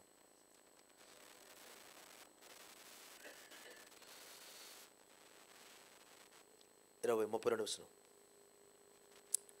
మెరీబా జలముల యొద్ద వారు ఆయనకు కోపము మరలా, కావున వారి మూలముగా మోషేకు బాధ, సేవకుని బాగా బాధ పెట్టారు. సంఘం మరలా మోషేకు బాధ కలిగింది. ఎట్లనగా వారు ఆయన ఆత్మ మీద తిరుగుబాటు చేయగా అతడు పెదవులతో కాని మాట పలికాను. యెహోవా వారికి ఆజ్ఞాపించినట్లు వారు అన్యజనులను నాశనం చేయక, నరాలు తెగినట్టు నా మాట చదవగా నాకు. వారు అన్యజనులను నాశనం చేయక పోయారబ్బా. కింద మాట ఇంకా అద్భుతంగా ఉంది. అన్యజనులతో సహవాసం చేసి వారి క్రియలు నేర్చుకునేది. పై మాట ఎంత బాగుందంటే, వారు అన్యజనులను నాశనం చేయలేక పోయారు. బా, వారు ఇంట్లోకి శత్రువు వచ్చినా వాళ్ళని తరవలేకపోయారట. అది దాని అర్థం. వారి ఇంట్లోకి శత్రువు వచ్చినా వాళ్ళు తరవలేకపోయారు. ఒక మాట చెప్పాలంటే శత్రువు అంటుంది, నువ్వు నన్ను ఏమీ చేయలేవు, అసలు నన్ను తరిమే శక్తి నీకు లేదు. లెక్క పెట్టుకో, ఇక్కడ నుంచి నేను నాశనం చేసే వెళ్తా. నీ ఇంట్లో నాకు అధికారం ఉంది, నీ దేవుడు నా పక్కనే ఉన్నాడు, కానీ నన్నేం చేయడు. ఎందుకంటే నువ్వు నాకు అనుమతించావు కాబట్టి. నీ దేవుడు పక్కనే ఉన్నా నీకేమీ సహాయం చేయడు. ఆ సంగతి నాకు తెలుసు. దయ్యంకున్న ధైర్యం అది. నువ్వు నన్నేమీ చేయలేవు, నువ్వు నన్నేమీ చేయలేవు, మీ దేవుడు కూడా నన్నేమీ చేయడు. కారణం దేవుడే వారిని అప్పగించాడట. భ్రష్ట మనసుకి దేవుడే అప్పగించాడట. నువ్వేం చేయలేవు నన్ను. నువ్వు పశ్చాత్తాపపడి మరలా దేవుని పిలిచిందాకా నువ్వు నన్నేం చేయలేవు. ఈ ఇంట్లో నుంచి నన్ను తరిమే దమ్ము ధైర్యం నీకేమీ లేదు. చూడు, మొత్తం తింటానే ఉంటాయి ఇంట్లో. ఇజ్రాయేలీలు విగ్రహారాధన, అన్యజనులతో సహవాసం చేసి విగ్రహారాధన నేర్చుకున్నప్పుడు వాళ్ళు ఏం చేశారంటే, దేవుని వదిలిపెట్టి అన్యజనులతో సహవాసం చేసినప్పుడు, విగ్రహాలను పూజ చేయడానికి వెళ్ళినప్పుడు విగ్రహాలు ఏం చేసినో తెలిసిన, వారు పశువులని, వారి గొర్రెలను, వారి మేకలను, వారి బిడ్డల సహితం శుభ్రంగా తిన్నాయి. చదువు బైబిల్. ఒక దాని నుంచి మొత్తాన్ని తింటా వస్తున్నది. ఇదేంటి? మనం చేయించున్న పూజ చేయించున్న ఈ దేవత ఏంది మొత్తం తింటుంది ఏంటి? తిన్నదని చెప్పాడు దేవుడు. అది శోధించడం కాదుక, తింటమే. చదువు ఇర్మియా గ్రంథం. తింటమే. మీరు జబ్బు పెట్టడం పెద్ద విశేషమా ఏంటి? అది జబ్బు పెట్టడం అనేది చిన్న విషయం. జబ్బు అనేది చిన్న విషయం. ఈ చిన్న జబ్బు దగ్గరే నువ్వు మేలుకోకపోతే నీ ప్రాణం తీయటం పెద్ద విశేషమే కాదు. దానికి దొరికావు, ఇంట్లో పూర్తిగా అధికారం ఇచ్చావు, దేవుడు పక్కనే ఉన్నా ఏం చేయడు. నీ పాపము ఒప్పుకోకుండా నువ్వు చేసింది తప్పని, ఇది వాక్యక్రమం కాదని ఏడ్చిందాక దేవుడు అక్కడికి రాడు. నువ్వు వేడవటమే, నీ జీవితం అంతా నాశనం అవుతున్న దేవుడిని నిన్నేం చేయలేడు. మర్చిపోకే మాట. వాక్యం అంటే నువ్వు చేతికి తీసుకొని అందరి జీవితాల్లో వాక్యం అనకు, నా ముందనక ఆ మాట. నువ్వు చర్చికి వచ్చినా దేవుని స్తోత్రం, రాకపోయినా దేవుని స్తోత్రం. నీకు మార్పు రావాలనేది నా కోరిక, నా ప్రార్థన. కానీ నేను మనసు మార్చుకొచ్చాను, కానీ నా దేవుడు మనసు మార్చుకోడు. నేను జారిపోవచ్చాము, ఒకవేళ నా దేవుడు జారిపోయాడు. నీ వేల సంవత్సరాల నుంచి నా దేవుడు మనసు మార్చుకోలేదు, ఇంకా ముందు కూడా మార్చుకోడు ఆయన. నీ కళ్ళు నా కళ్ళు వాక్యాన్ని చూడాలి, నీ చెవులు నా చెవులు వాక్యాన్ని వినాలి, నీ శరీరం నా శరీరం వాక్యానికి సపోర్ట్ చేయాలి. తెలియంది నేర్చుకోవాలి, తెలిసిన దాని కొరకు గట్టిగా నిలబడాలి. ఒకవేళ నిలబడటానికి స్టాండ్ లేకపోతే సంఘ ప్రార్థనలు కోరుకోవాలి. అన్నా నా కొరకు ప్రార్థన చేయండి, అన్నా నా కొరకు ప్రార్థన చేయండి, ఈ శోధన వచ్చిందన్నా ప్రార్థన చేయండి అని షడ్రక్ మేషక్ అబేద్నెగోలు దానియేలు కోరుకున్నట్టు ప్రార్థన కోరండి. జారిపోగాకండి, రాజ్యపరగాకండి, కోపం పుట్టించగాకండి. యేసయ్యకి శత్రువుకు అప్పగిస్తే ఏడ్చినా కానీ వాడిని దగ్గర నుంచి పోయాడు. నిజమది. అదే మనకు చెబుతున్నాయ్యా, వారు నువ్వు నాశనం చేయలేవేక, ఎందుకంటే వాడు మొత్తం ఆక్యుపై చేసుకున్నాడు ఇంటిని. ఇజ్రాయేల్ మనకి ఇదే నేర్పారు. ఈరోజు ప్రభురాత్రి పొందిన సహోదరుడా, ఎక్కడున్న సహోదరుడా, ఏ ఉద్దేశంతో ఇక్కడికి వచ్చి తిన్నావు?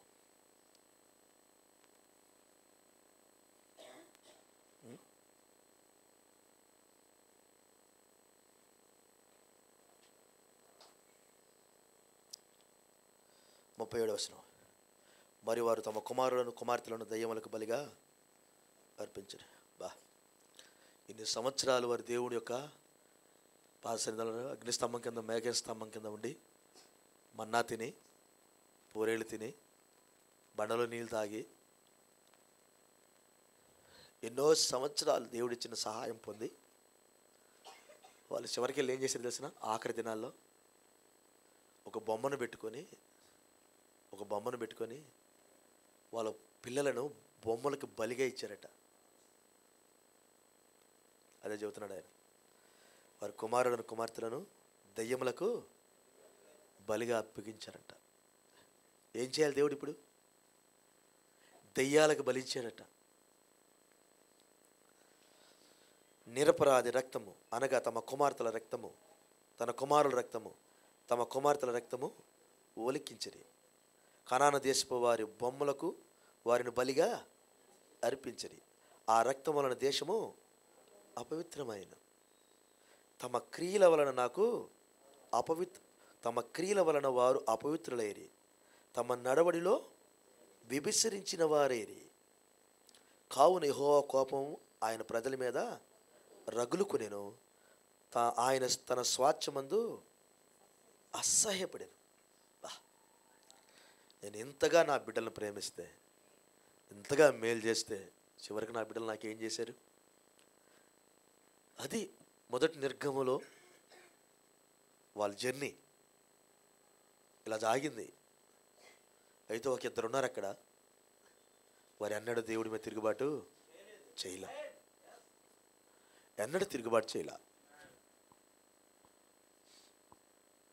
వాగ్దాన వాక్యాన్ని మరిచిపోలా. శత్రువుకి వారి జీవితాలను, వారి బిడ్డలను, వారి కుటుంబాలను అప్పగించాల. అన్యులతో సహవాసం వారు చేయలా. వాక్యం కాని దగ్గరికి వారు వెళ్ళలా. వాళ్ళ జీవితాలను నాశనం చేసుకోవడానికి ఇష్టపడలా. తమకు తెలియని విషయాలను తమ నాయకుడైన మోషేని తమ కాపరి అయిన అహరోన్ని అడిగి తెలుసుకున్నారు. చక్కగా వారి కుటుంబాలను కట్టుకున్నారు. వాగ్దాన దేశంలోనికి కుటుంబాలతో వెళ్ళారు యెహోషువ కాలేబులు. ఈ రాత్రి వేళ ఈరోజు ప్రభురాత్రి భోజనం నువ్వు తింటున్నావంటే వాస్తవానికి మనకి ఒక మెసేజ్ చెప్పబడింది. అంటే నువ్వు ప్రభురాత్రి భోజనం తినక ముందే, అనగా మొన్న తిన్న ప్రభురాత్రి భోజనానికి నీ కళ్ళు తెరవబడి ఉన్నాయి. ఈ రాత్రి నువ్వు తినే ప్రభురాత్రి భోజనానికి నీ కళ్ళు తెరవబట్టం కాదు, బహు స్పష్టంగా వాక్యం చూసే కళ్ళు రావాలి. ఇప్పుడు బహు స్పష్టంగా వాక్యం చూసే కళ్ళు రావాలి. అది ఈరోజు నువ్వు ప్రభురాత్రి భోజనం తీసుకున్నప్పుడు ఏ రూపములో దేవుడు నీ ఇంటికి వచ్చినా గమనించగలిగిన కళ్ళు ఉండాలి. ఇప్పుడు మనకి ఆ కళ్ళు ఇవ్వటానికి దేవుడు నేను ఇక్కడ తీసుకొచ్చాడు. రాత్రి వేళ దేవుడు మీకు చక్కగా అలాంటి నేత్రాలు ఇచ్చునుగాక. మన పితరులు ఏం చేశారో మనకు అర్థమైంది. కానీ మెసేజ్ ఏంటంటే ఇక్కడ ఏం జరిగిందో అది నువ్వు చేయకు. కానీ ఒక చిన్న గుంపు అక్కడ ఉంది, యెహోషువ కాలేబులు అనే 2 కుటుంబాలు. వారైతే ఏ పాపమో చేయలేదు. ఇక్కడ చదివిన పాపములు ఏ పాపమో వారు యెహోవాకు కోపము పుట్టించలేదు. వారు సనగలేదు, వాళ్ళు తిరుగుబాటు చేయలేదు. ఎక్కడ ఉన్నారా? వారు మరిసిపోలేదు, వాగ్దానాలు మరవలేదు. ఆ 2 కుటుంబాలు బహు రోసం కలిగి బతికినట్టు మనం చూస్తాం. ఈరోజు మనం మరి ఇక్కడ ఎంతమంది రోసంతో ఉన్నారో అది మీకు తెలుసు. అయ్యా, ఒకవేళ చిన్న చిన్న బలహీనతలున్నా ఒప్పుకోండి, సరి చేసుకోండి, సహాయం కోరుకోండి. ఈ ప్రభురాత్రి భోజనం తినే ముందుగా బలవంతులు అవ్వటానికి తినండి, ప్రత్యక్షతను పొందుకోండి. ఎత్తబాటుకి నేను వెళ్ళాలి, ఏమైనా మీకు సహాయం అవసరమైతే ఈ కాల ప్రవక్త, ఆయన పేరు విలియం మ్యారియన్ బ్రెన్హామ్, ఆయన వర్తమానాలు ఈరోజు ప్రసంగం చేసినట్టే ఉంటాయి. అవి 65కే క్లోజ్ అయినాయి. ఒక్క వర్తమానం చదివి చూడు, ఈరోజు రాత్రే నీకు ప్రసంగం చేసినట్టుంటుంది. అలా కాకపోతే నాకు చెప్పొచ్చి 1200 మెసేజ్లు ఉన్నాయి. చదువుకో రోజు, విను రోజు, చక్కగా రెడీ అవ్వండి, ఎత్తబాటుకి సిద్ధపడండి. ఆ ఉలగటికి నేను వెళ్తున్నానన్న ఒక సంపూర్ణమైన నిశ్చయత క్రియలతో మీరు ప్రయాణం చేస్తున్నప్పుడు బలహీనులు ఎవరైనా ఉంటే ఇక్కడ మీ ప్రవర్తన చూసి బలపరచబడతారు, మీ జీవితాలను చూసి బలపరచబడతారు. ఎవరన్నా తొందరపడే వాళ్ళు ఉంటారు, ఏదో పొరపాట్లు చేసే వాళ్ళు ఉంటారు. వారికి నీ జీవితం చక్కని మాదిరిగా ఉండాలి. అలాంటి మంచి క్రైస్తవ జీవితాలు జీవించండి. సమయాన్ని వృధా చేయగాకండి. మరి ఆ కాల ప్రవక్త మీద ఆయన ఆత్మ మీద తిరుగుబాటు చేశారు, మనం తిరుగుబాటు చేయొద్దని చెప్పాడు. చక్కగా దేవుడు ఏ ఛానల్ అయితే మీకు పెట్టాడో ఆ ఛానల్ ఉపయోగించుకోండి. తెలియని విషయాలు అడగండి, చెప్తాం మా వంతుగా. ఈ రోజుకి రేపుకి మరి ఎప్పటికీ మీ నాయకుడు పరిశుద్ధాత్ముడే కానీ పాస్టర్ గారు కాదు. అందుకని ఆయన మీరు ఏకమవ్వండి, ఇద్దరు కలిసి నడవండి. చక్కగా మీ గదుల్లో ఆయనతో ముచ్చటించండి, మీ ప్రార్థన గదిలో ముచ్చటించండి. ఓ బైబిల్ చదివిన తర్వాత ఆయనకు వందనాలు చెప్పండి, ఆయన మాట్లాడిన తర్వాత ప్రైజ్ ది లార్డ్ చెప్పండి. ఆయన నీతోనే ఉంటాడు. పాస్టర్ గారు ఆదివారం కనపడతాడు, ఈ 6 రోజులు కనపడేది ఆయనే. నేనేందుకు కొంచెం 2 గంటలు ప్రసంగం చేసి పంపుతాం మిమ్మల్ని, కానీ ప్రతిరోజు నీ బోధకుడు ఈయనే. ఆయనతో అనుభూతికి రండి, చక్కని అనుభూతికి రండి. ప్రైజ్ ది లార్డ్, హల్లెలూయా. ఆయన ఆత్మచేత నడిపించబడండి, ప్రవక్త ఆత్మచేత నడిపించబడండి. ఆమేన్. ఆ ఆత్మ నింపుదల వచ్చిన పిల్లలు ఒక పాపము చేసేదానికి వెళ్ళేటప్పుడు ఆత్మనిది ఎందుకు పాపం, ఎందుకు వాడికి మెసేజ్ పెడుతున్నా, ఎందుకు వాడు ఫోను వేస్ట్కి ఎందుకు మిషన్ కలిచావు వాడికి, ఎందుకు ఆ అమ్మాయికి మిషన్ కలిగి ఎందుకు ఇచ్చావు, ఎందుకు ఆడపిల్లలతో ఎక్కువగా మాట్లాడాలనుకుంటున్నాను, అదొక ఆత్మ. ఆడపిల్లలతో ఎక్కువగా మాట్లాడు. నేను చెప్పాను ఎన్నోసార్లు, ఆడపిల్లలతో ఎవరు మాట్లాడద్దు, ఈమెను వాళ్ళ దగ్గర కూడా కూర్చొని మాట్లాడద్దు. అవసరం వచ్చినప్పుడు సహోదరి అను మాట్లాడిన తప్పట్లేదు. పొద్దుగూకులు ఆడపిల్లలతో మాట్లాడటం కానీ ఆడపిల్లలు మగపిల్లల దగ్గరకు వచ్చి ఈకిలిచ్చి ఏహే బాగున్నావా పొల్లు రాలేని దాకా చేసుకోకు. ఈసారి ఖచ్చితంగా వేస్తా. మీ అమ్మ మీ నాన్న వస్తున్నారు చెబుతా నేను, పురుషుడికైనా స్త్రీకైనా. నా కొడుకైనా మినహాయింపు లేదు. ఆడపిల్లలతో మగపిల్లలు, వయసుకు వచ్చిన పిల్లలు, ఇదే చిన్నపిల్లలు మాట్లాడుకోవటంలో అర్థం ఉంది. వయసు వచ్చిన పిల్లలు, హార్మోన్స్ పనిచేసే పిల్లలు జాగ్రత్తగా ఉండాలి. పెళ్ళైన వాళ్ళు కూడా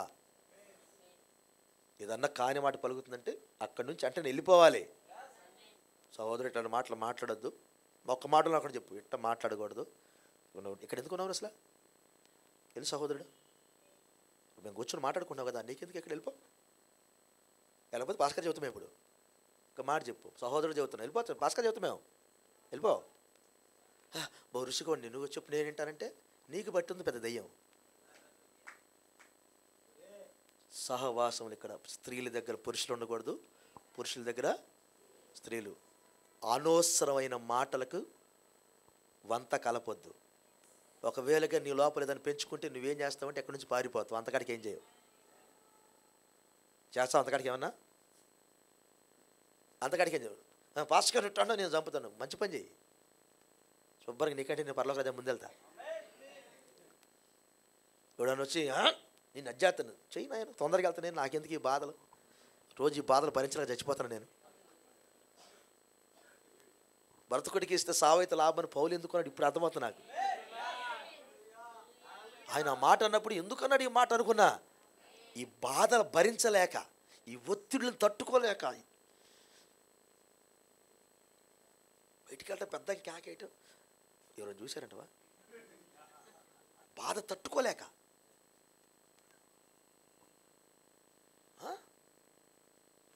కుటుంబం గురించి బాధ అయితే, ఆధ్యాత్మిక పిల్లల గురించి బాధ.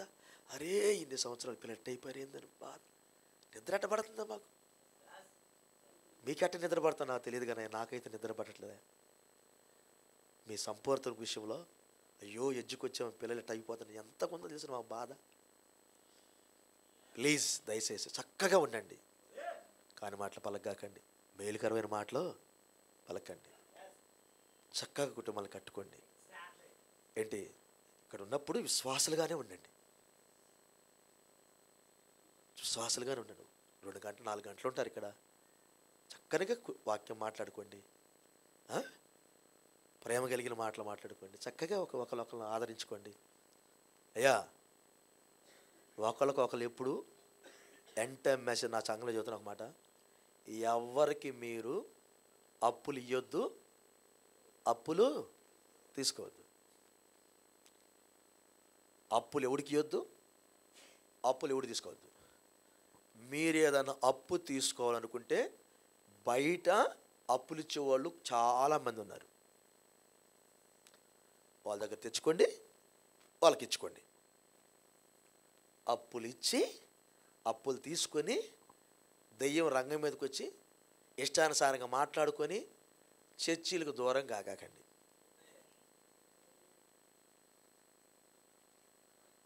ఇంకా ఏదైనా కానీ ఎమర్జెన్సీ అవసరమయ్యి ఇవ్వాల్సి వస్తే, తీసుకోవాల్సి వస్తే తీసుకొని వెంటనే ఇచ్చే మనసు కలిగి ఉండు.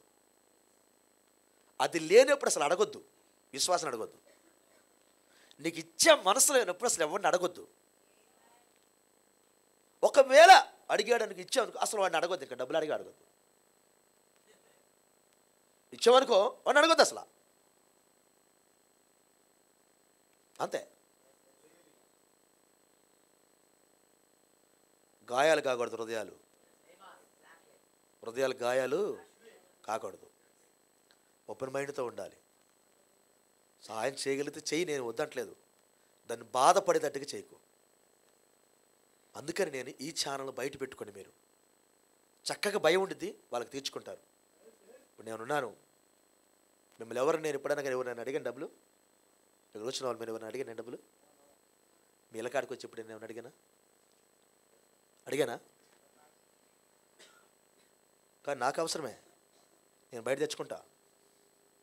నాకుంది ఛానల్, నేను తెచ్చుకుంటాను, నేను ఇచ్చుకుంటాను.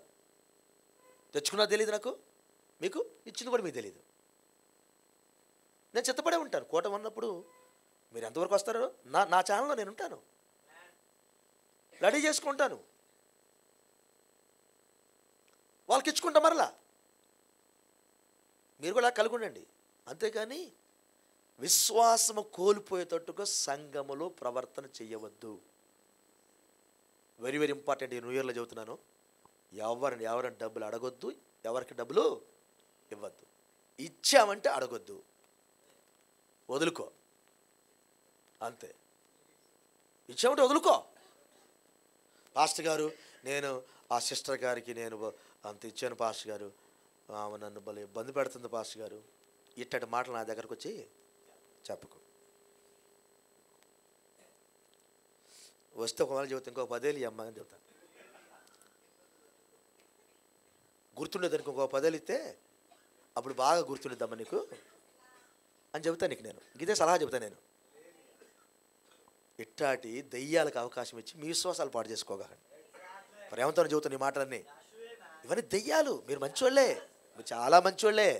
అవన్నీ దెయ్యాలు అయ్యి, సులువుగా చిక్కులు పెట్టే దెయ్యాలు అయ్యి. ఇప్పుడు అవసరం వచ్చింది, అడగటం తప్పులేదు కదా భాస్కర్ నువ్వు అంటావు, నేను తప్పని అంటలేదు. ఈయకపోవడం పెద్ద తప్పు. అడిగేటప్పుడు అంటాడు, తీసుకుంటాడు, అయ్యా దీనికి వడ్డీ తెచ్చానరా అంటే, ఏందే వడ్డీ అడుగుతున్నావేది నన్ను, నువ్వెంత నీ వడ్డీ అంత, ఎంత అయింది వడ్డీ?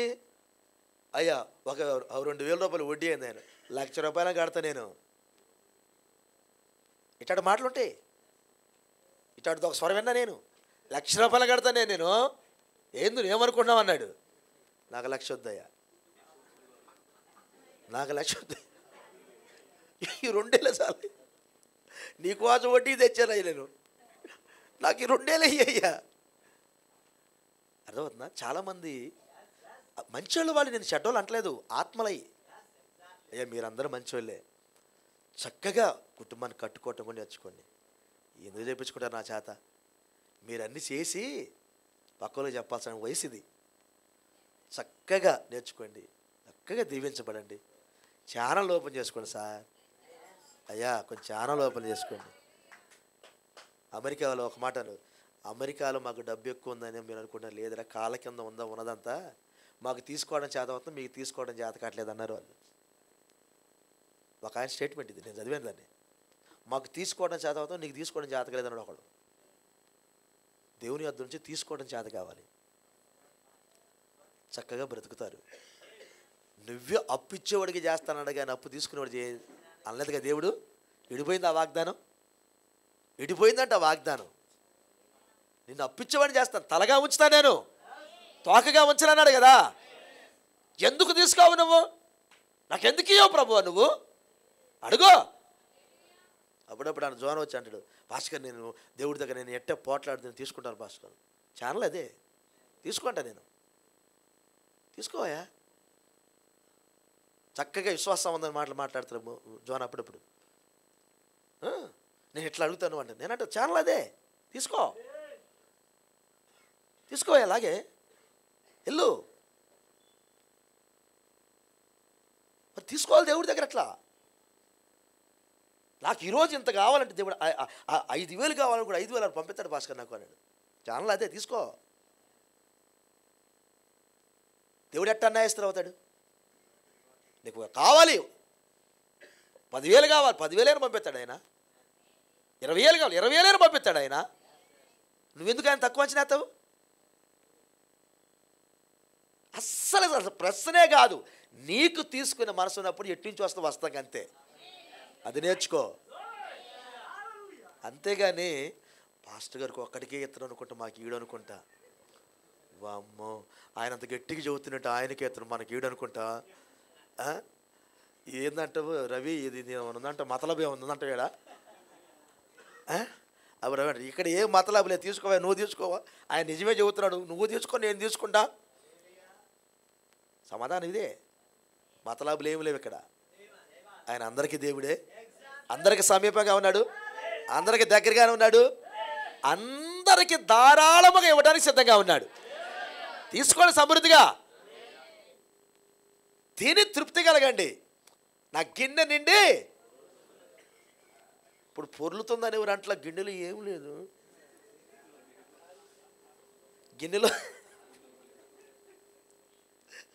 వంచుతోత్రి ఏం లేదు, గిన్నెలో ఈ భేద పలుకులు పలుకుతున్నాం మనం. అది కాదు పలకాల్సింది, సమృద్ధి. ఎక్కడికి వెళ్ళినప్పుడు జేబులో తీస్తా ఉండు. వాడు జేబుకలు తీస్తా ఉండు, ఎందుకు పొద్దు గూకులు తీస్తానే ఉన్నాడు, ఏం జేబుకలో ఎందుకు పొద్దు గూకులు తీస్తా ఉండు. నేర్చుకోవా, సింహేశాల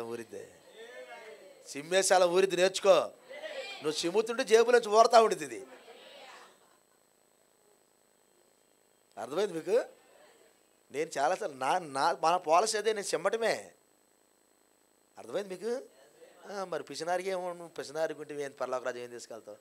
అవకాశం వచ్చినప్పుడు పెట్టాల్సినప్పుడు పెట్టు, దేవునికి స్తోత్రం. ఆయన ఇంకో దారి అందరు ఇచ్చారంట 2000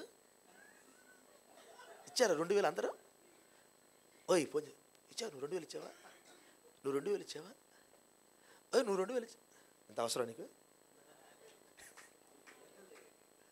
పాస్ గారు ఎప్పుడు చదువుతున్నారు అట్లా, నేను చూడలేదు. కానీ రెవల్యూషన్ చెప్పంటవా? పాస్ గారు అని చెప్పాడు, 2000 చెప్పాడు, 4000 తీసుకొచ్చాడు పెట్టు. 4000 తీసుకొచ్చి పెట్టు. నీ ఇంటికి ఆ కిటికీల నుంచి పడితే మొత్తం వచ్చి పడకపోతే నాకు చెప్పు. మరి నేను అందరి పేర్లు చదివా, నా పేరు చదవాలి ఎక్కడ, నేను మీరు గమనించలేదు. అదే నేను అందరి పేర్లు చదివా, నా పేరు లేదు అందులో. ఎందుకని?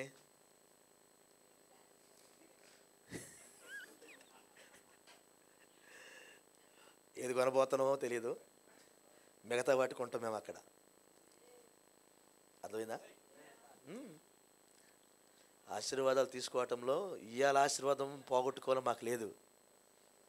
మా ఇంట్లో నాకు ఒక పేరు ఉంది, ఈయన అన్ని ఖర్చు పెడతా ఉంటాడు ఆయన నాతో తిరిగే వాళ్ళకి. కానీ తెలుసు ఈ ఆశీర్వాదాలు, నాకు తెలుసు. నా భార్యకి కానీ, నాకు కానీ, నా బిడ్డకి కానీ, నా కుటుంబానికి పెద్ద ఆశీర్వాదం ఇది. ఇవన్నీ తీసుకున్నాం మేము, నిజమది. తక్కువేం చేయడు దేవుడు. పరలోకరాజ్యం ధనం దాచుకోండి అయ్యా, దేవుడు మిమ్మల్ని దీవిస్తాడు. ప్రభు మిమ్మల్ని దీవించను గాక. ప్రభురాత్రి రాత్రి తింటున్నారా? ఎత్తబడిన దాకా ఈ శక్తి నీ దగ్గర ఉండాలిక. ఆమేనంటారా? ఎప్పుడు దాకా? వాహ్, కృప కలుగును గాక. ఒక మంచి మాట చెప్పనండి, రాత్రి నువ్వు ఫీనిహాస్కి ఫోన్ చేయి. ఎవరికి? ఫీనిహాస్కి వచ్చి కాన్ఫరెన్స్ కాల్ పెట్టి. ఎవరికి? ఫీనిహాస్ ఎక్కడున్నాడు పాస్ గారు? చర్చిలో పేర్లన్నీ మాకు తెలుసు. ఫీనిహాస్ ఎక్కడున్నాడు? ఇక్కడ ఎవరు లేరు ఇక్కడ. ప్రైజ్లా, కొంచెం ఛానల్ పైకి తిప్పబ్బా. ఫీనిహాస్కి ఫోన్ కలిపి రాత్రి, హలో ఫీనిహాసు, ఆ ఈట తీసుకుని ఎట్ట పొడిసి ఒక్కసారి మూమెంట్ చెప్పు. ప్రైజ్లా, ఈ రాత్రి మాకు కూడా ఒక ఈట ఇచ్చాడు ఆయన, మాకు. ఫీనిహాస్ ఫోన్ చేయి. అప్పుడు ఫీనిహాస్ అంటాడు, సహోదరుడా ఏం ఆశీర్వాదం అది, నేను పొడిసా కానీ ఆ తర్వాత వచ్చే ఆశీర్వాదం నేను తట్టుకోలేకపోయా. పొడవటమే నాకు రోషంగా ఉందనుకున్నా కానీ ఆ తర్వాత ఆశీర్వాదాలు నా నిండుతావని ఇంట్లో వాళ్ళు కావాలి. ఇప్పుడు ప్రవక్త అంటే వారు కావాలి. ఇక్కడ పాపమును చూసి పొడిసేవారు కావాలి. అప్పుడు దేవుడు ఆనందిస్తాడు. దేవునిలే దేవుని. ప్రభు మిమ్మల్ని దీవించను గాక. తల వంచుతా ప్రార్థించాం. తల వంచుదాం. చాలా సమయం తీసుకున్నాం. కృప కలుగును గాక. అయ్యా, చక్కగా మీ జీవితాలను కట్టుకోండి. ఎవరు మాకు శత్రువులు కాదు, ఎవరికి మేము శత్రువులు కాదు. చక్కగా వాక్యంతో ఉండండి. ఈ 2025 అద్భుతమైన సంవత్సరం ఇది. మీకు తెలిసిన ఆర్ఎస్ఎస్ వాళ్ళకి ఇదే ఒక కీలకమైన సంవత్సరం అంట. ఎస్, ఎక్కడ ఉన్నారా? ప్రపంచంలో ఉన్న సంఘ శాఖలన్నీ కలిసి రోమన్ క్యాథలిక్ పోపు దగ్గరకు వచ్చి సమావేశం వేసుకున్నారు. రీసెంట్గా ఒకళ్ళు మెథడిస్ట్ సంఘాలు, ప్రపంచంలో పెద్ద సంఘాలై మెథడిస్ట్ జన్వెస్లీ కాలంలో వచ్చిన రంగం మీదకి వారు పోపుతో సమావేశం అయ్యారు. ఎందుకంటే ఇది 2025, 325లో నైస్ ఆలోచన సభ జరిగింది. ఈ 25కి 1700 సంవత్సరాలు కంప్లీట్ అయింది. ఇది ఒక ప్రత్యేకమైన పరిణామం. ఈ 2025 నైస్య ఆలోచన సభలో సంఘ సంస్థలకు పునాదులు చక్కగా పడ్డాయి.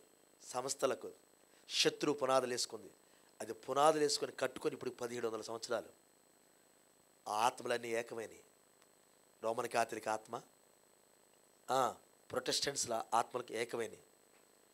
ఇవన్నీ ఏకమైన అంటే నెక్స్ట్ ఆలోచన తెలిసిన వధువు మీదకి దాడి రంగంగా సిద్ధమైంది. కాబట్టి ఇప్పుడు వధువులో భాగమైన వారి ఆత్మలు ఏకమో కావాలి పరిశుద్ధాత్మ నాయకత్వం కింద. ఇది మన ముందున్న సవాలు. దానికే మనం సిద్ధపడదాం. తల వంచి ప్రార్థన చేద్దాం. కృప కలుగునిగాక. నమ్మదగిన యేసయ్యా, పరిశుద్ధుడా, అవును నువ్వు గొప్ప దేవుడివే. మధురమైన మాటలతో మా హృదయాలను తాకిన గొప్ప దేవుడు ప్రభువా. ఎవరు మా శత్రువులు కారు అయ్యా. 23 సంవత్సరాల నుంచి ఈ బిడ్డలతో నాకు ఇచ్చిన ఈ శ్రేష్టమైన బంధాలను బట్టి స్తుతులు ప్రభువా. ఏ వ్యక్తి కూడా నాకు వ్యక్తిగతంగా ఎవరు శత్రువులు కాదు.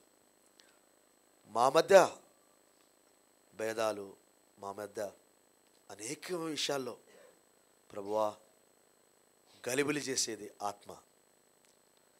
అది మోషేకి సంఘానికి మధ్యకు వచ్చి గలిబిలి చేసింది. అది అహరోనుకు సంఘమునికి మధ్యలోకి వచ్చి గలిబిలి చేసింది. తిరుగుబాటు చేయించింది ఆత్మ, కోపం పుట్టించింది ఆత్మ, సరిగేతట్టు చేసింది ఆత్మ, గొనిగేతట్టు చేసింది ఆత్మ, ఒక గుంపు ప్రజలను తయారు చేసింది ఆత్మ. దేవుడు ఏర్పాటు చేసుకునే సేవకుడి మీద ఒక గుంపుగా చేరి ఆయన ఆత్మ మీద తిరుగుబాటు చేసేటట్టు చేసింది ఆత్మ. అవన్నీ మేము నేర్చుకున్నాం ప్రభువా. సంఘములో ఎలాంటి ఆత్మ ఉండిద్ది, దాన్ని జయించాలంటే సమాజంగా కూడుకోవటం మానుకోవద్దన్నావయ్యా. ఎక్కువగా కూడుకోండి, ఎక్కువగా వాక్యాన్ని ధ్యానించండి, వాక్యాన్ని ముందు పెట్టుకోండి, హృదయాలు నింపుకోండి, మనసులు నింపుకోండి అని చెప్పావు ప్రభువా. ఓ దేవా, మా సంఘ బిడ్డలందరికీ కృప చూపు. ఎవ్వరు మా శత్రువులు కాదు. మా ప్రవక్త అన్నాడు, ఆ సంఘ శాఖలో ఉన్నవారు అందరూ మా ప్రశస్తమైన సహోదరులు.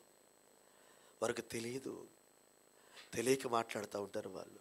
అయ్యా, పాపముతో నున్న హృదయం ఎప్పుడు ఎగిరిపడతా ఉండిద్ది, అది కాని మాటలు పలుకుతూ ఉండిద్ది. ఆ హృదయానికి భయము భక్తి తెలియదు, అందుకే అది అదిరిపడతా ఉండిద్ది. అది పరిశుద్ధాత్మ చేత నింపబడిన హృదయం అలా అనదన్నావు. వాళ్ళు సమయోచితంగా మాట్లాడతారు, వాళ్ళు కీడుని తెచ్చుకునే వాళ్ళు కారు. ఏ మాట మాట్లాడాలో ఏ మాట మాట్లాడకూడదు వారు అంతరంగ బోధకుడు వారికి బోధిస్తాడు.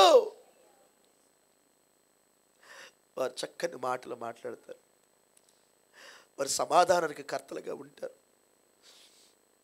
వారి సంఘంలో అనేక మందికి దీవెనకరంగా ఉంటారు. వారి కుటుంబాలు, వారి వ్యక్తిగత జీవితాలు అనేక మందికి ఆశీర్వాదకరంగా ఉంటాయి అని చెప్పావు ప్రభువా. తండ్రి, నీ ఆత్మ ద్వారా మేము ఆ రీతికి నడిపించబడదు గాక. తండ్రి, తల్ల వచ్చిన బిడ్డలందరినీ దీవించాయి. నీకు దూరంగా వెళ్ళి అన్యులతో సహవాసం చేసి నాశనమయ్యే దానికంటే